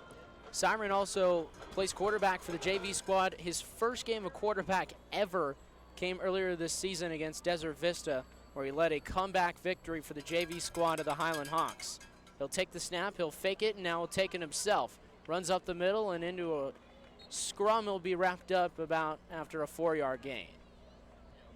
Impressive dedication from Taylor Siren there, playing for both teams. That's a tough gig, but it pays off. The coaches notice. The backup quarterback for Highland, Taylor Siren, as you mentioned, 6'2", 250. But he is in the ball game right now for this garbage time duty. He's got Bond in the backfield. He hands it to him, and Bond goes right up the middle trying to get the speed. and he'll get into Boulder Creek territory with a nice run. They give a call to the senior, 5'7". He doesn't get a lot of carries, but he's making the most of his opportunities right now. Yeah, a little bit of a scrum after the play there, but 2 times on this drive already, offensive line up the middle has opened up massive holes for Braden Bond to run through, and he's done well. So a couple more substitutions in the game. I've got the whole roster in front of me right now, and Carson, I'm going to need it. 31 is Logan Kingsford, a wide receiver. He's entered the game for one of the first times tonight. Robert Kingsford's younger brother. Absolutely. So Siren under center. Sends a man in motion. I formation coming out as the handoff goes straight up the middle. A nice tackle coming in from the second level. We'll wrap up the runner. 4:30 left in the game. And checking out is Logan Kingsford. Sure, his brother was happy to see him out there. Anthony Toma, number 4, has checked in. Also checking in Diego Root, number 13. Jaron McGee, number 44. Very different result here this week from last week's incredibly close, hotly contested game. Handoff going up the middle again. 48 with the second consecutive carry for Highland. And you mentioned, or you may have heard from the PA, they mentioned 48 with the carry. The reason for that, Carson, there's no 48 on the roster. So likely a switch over of numbers, or maybe someone being called up from the JV side. But right now, he's just player number 48, almost harkening back to the old NCAA football days, as there will be an illegal substitution, 12 men on the field. Jaron McGee needed to get off, and instead it's going to be 5 yards going backwards. One of the rare mistakes that we've seen here from the Highland Hawks pre-snap. Lack of experience probably from this unit plays into that. Another unit I got to give a call to outside of the band. How about the cheerleading squad for both sides? Very impressive. They're still on their feet, still giving it their all. It's been a long night for everyone involved. As Siren took a hit after the play, looking to dump it off to McGee in the flat, never had a chance.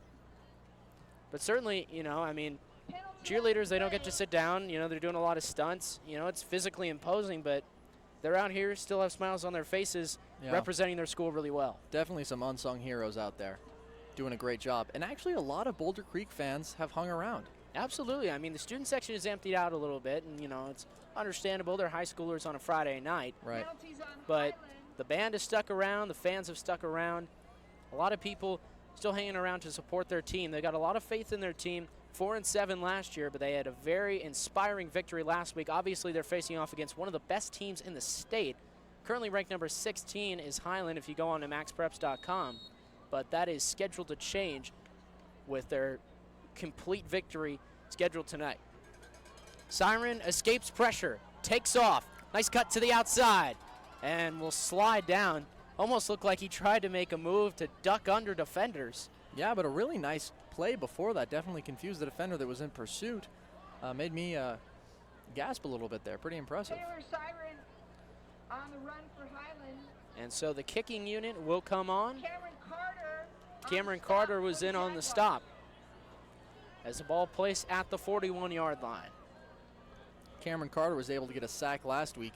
Absolutely no pressure on the quarterback this week, unfortunately, for the Boulder Creek side. Yeah, I mean, you really have to give a call to the offensive line for Highland tonight. They protected their quarterback like bubble wrap. Yep. The big boys came in strong. You know, maybe there is something to that Burrito Express. Trust me, I'm buying into it. I mean, invest now. These guys know what they're talking about. Because, like, there was no communication between the offensive linemen. You know, for our viewers, go back to the pregame interviews.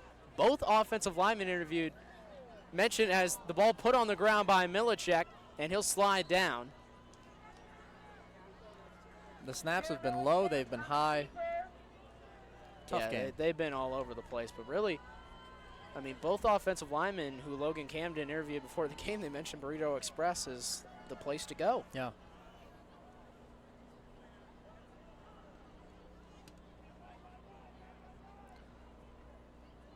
Milacek waits, it's a draw. And he hands it off to Burtz. Burtz dolphin dives out past the 45.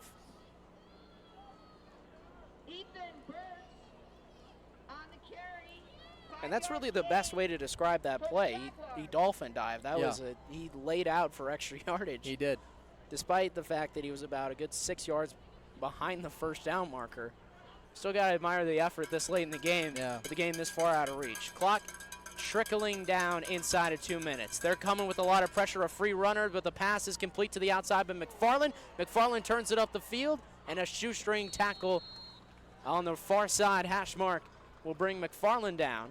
And a big-time block there from Dominic Salcido. Laid a man out to open up that opportunity to keep the play alive. 1 minute and 40 seconds, so just under 100 seconds left. They go trips to the left and Milacek out of the gun. Pressure comes again. He has to escape to the right. Looking down the field, throws it down the sideline. It may have been picked. What's the ruling? Questionable decision there by Milacek. They're going to say incomplete. Ryan Burnow was there, and they're going to give him the interception. How about that? Really nice diving catch there. Milacek, I guess, was trying to get rid of that ball. Wasn't that close to going out of bounds, and definitely was not that close to a receiver. And so Ryan Burnow, the junior cornerback, comes up with his first interception of the Highland season. And everyone's getting a party tonight for the Hawks. Yeah, the entire Hawks team was very happy about that play. Got to feel good for the guy to come in here and make a play at the end of this game.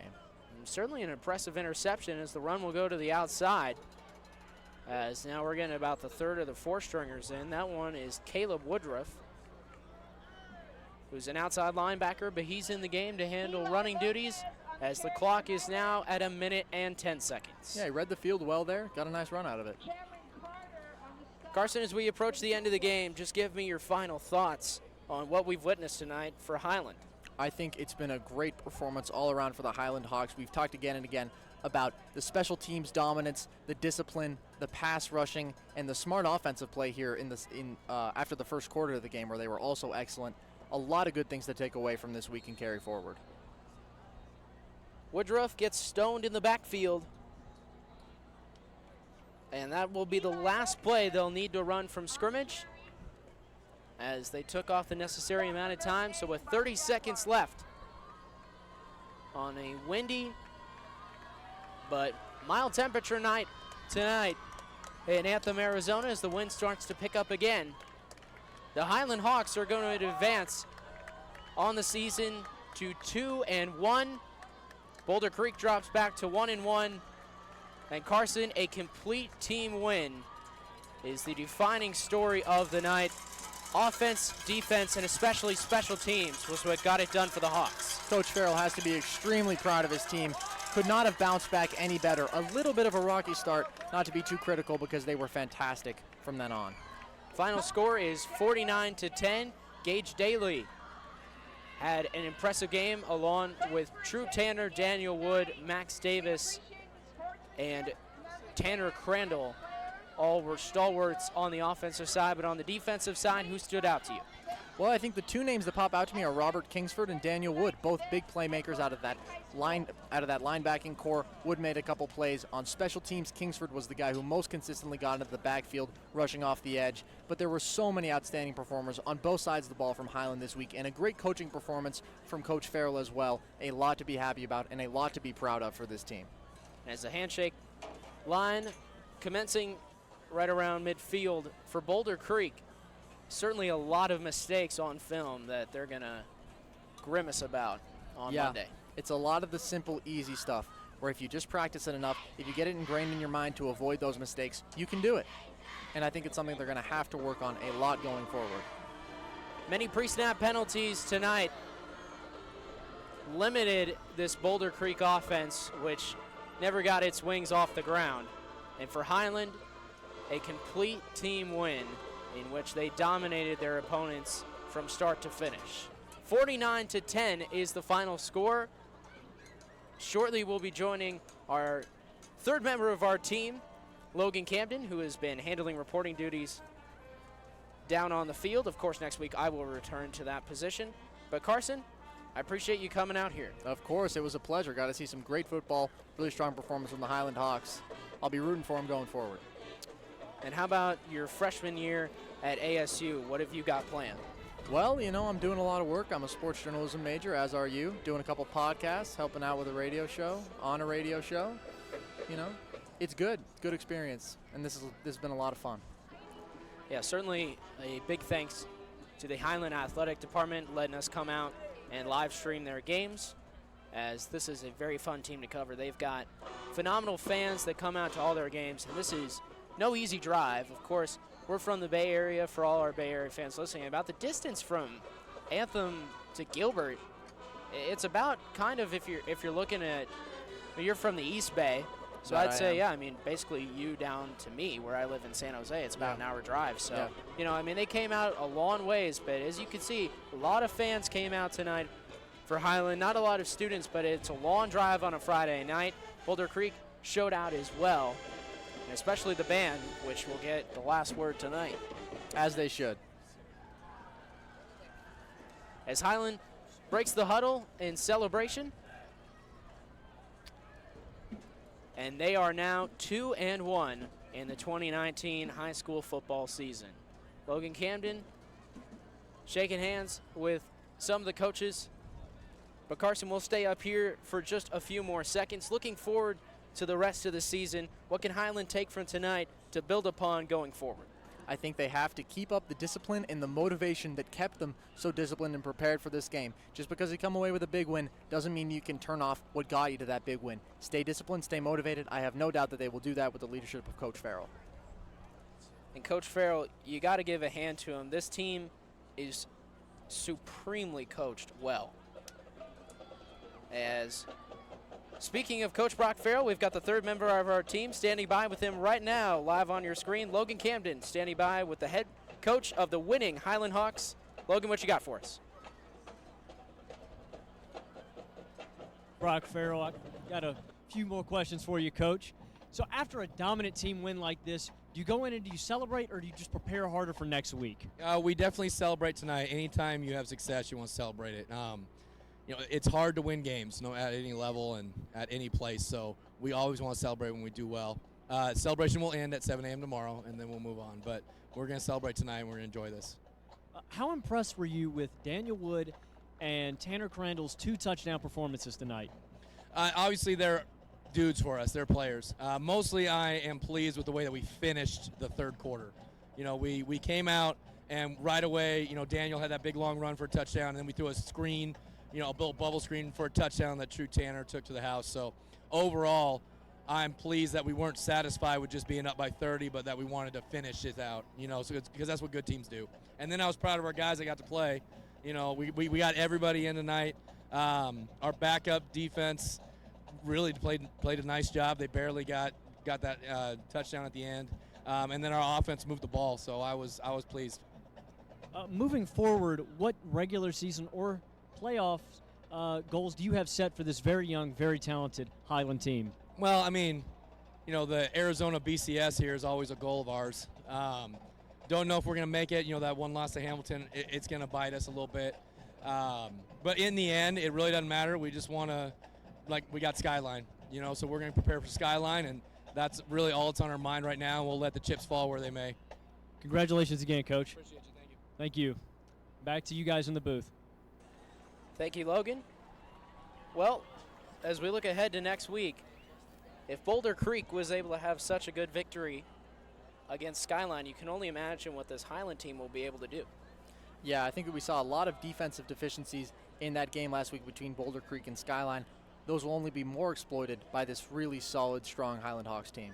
And, of course, we've talked about them a lot over the course of the broadcast, but quarterback Gage Daly stands out to me as one of the stars of tonight. He looked very composed and was able to throw for multiple touchdown passes. Expect a lot more of that next week against Skyline. Logan Camden has someone else down the field. Chance Hanks will talk to him once again, the offensive lineman of the victorious Highland Hawks. Down to you, Logan.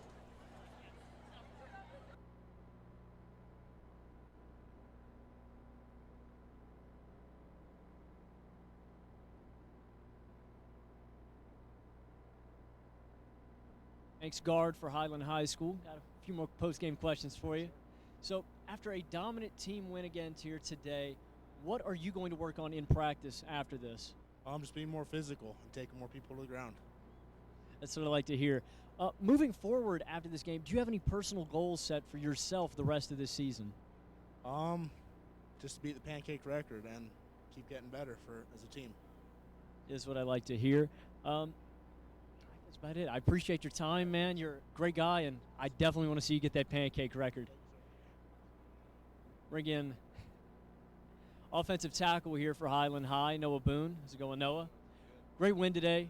Very happy to see it. Can you describe the feeling of playing in front of your family under these Friday night lights? It's describable. It's really fun. I like it. Do you have any desire to play any further at the collegiate level or possibly the NFL? If I get an opportunity, that'd be sick, but just got to wait and see. Work hard. All I have to say is tremendous footwork tonight. I really like seeing you block really well for running blocking or pass blocking. Do you have any preference? Do you enjoy run blocking more, pass blocking more? I don't have a preference. I like both. So. Great team win today, Noah. I appreciate your time. Thank you. I've been Logan Camden, sideline reporting for Highland High School today. Back to you guys in the booth. Logan has done such a great job filling in. For me, obviously, we haven't mentioned this yet on the broadcast, but Alex Gall and Payne Gallagher, the regular play-by-play and color commentators, on assignment tonight for the Arizona State game against Sacramento State. I have no idea how that game turned out, but as ASU students, we'll certainly be interested to see how that game turned out at the end. But speaking of first-year starters, along with Jaden Daniels, as it is, 12-0. That's interesting. Anyway, so if you had 12-0 as your pick between ASU and Sacramento State, you must be happy. But for the rest of us ASU fans, we certainly like to see a few more points put on the board. Maybe it's a creative score. Maybe following the lead of this Highland team. You want to talk about first-year starters, though. Gage Daly, he performed really well tonight, and with Skyline as their poorest defense against Boulder Creek, you know, you're really going to look for Gage Daly to perform well again next week. Absolutely. I expect Daly to pick apart that defense. I think the running game is going to continue to be excellent.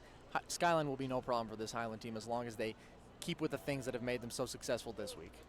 As Coach Brock Farrell mentioned, the loss to Hamilton may come back to bite him in the end, but this team is extremely well coached, and they are motivated to get back to the Arizona BCS. Time will tell, but this was a statement victory on the road in Boulder Creek. The final score tonight from Anthem, Arizona, the Highland Hawks 49 and the Boulder Creek Jaguars 10. You've been listening and watching the Highland Hawks football team on the Highland Hawks TV network. For Carson Brever, Logan Camden, and our phenomenal production team, I'm Jack Johnson, bidding you farewell.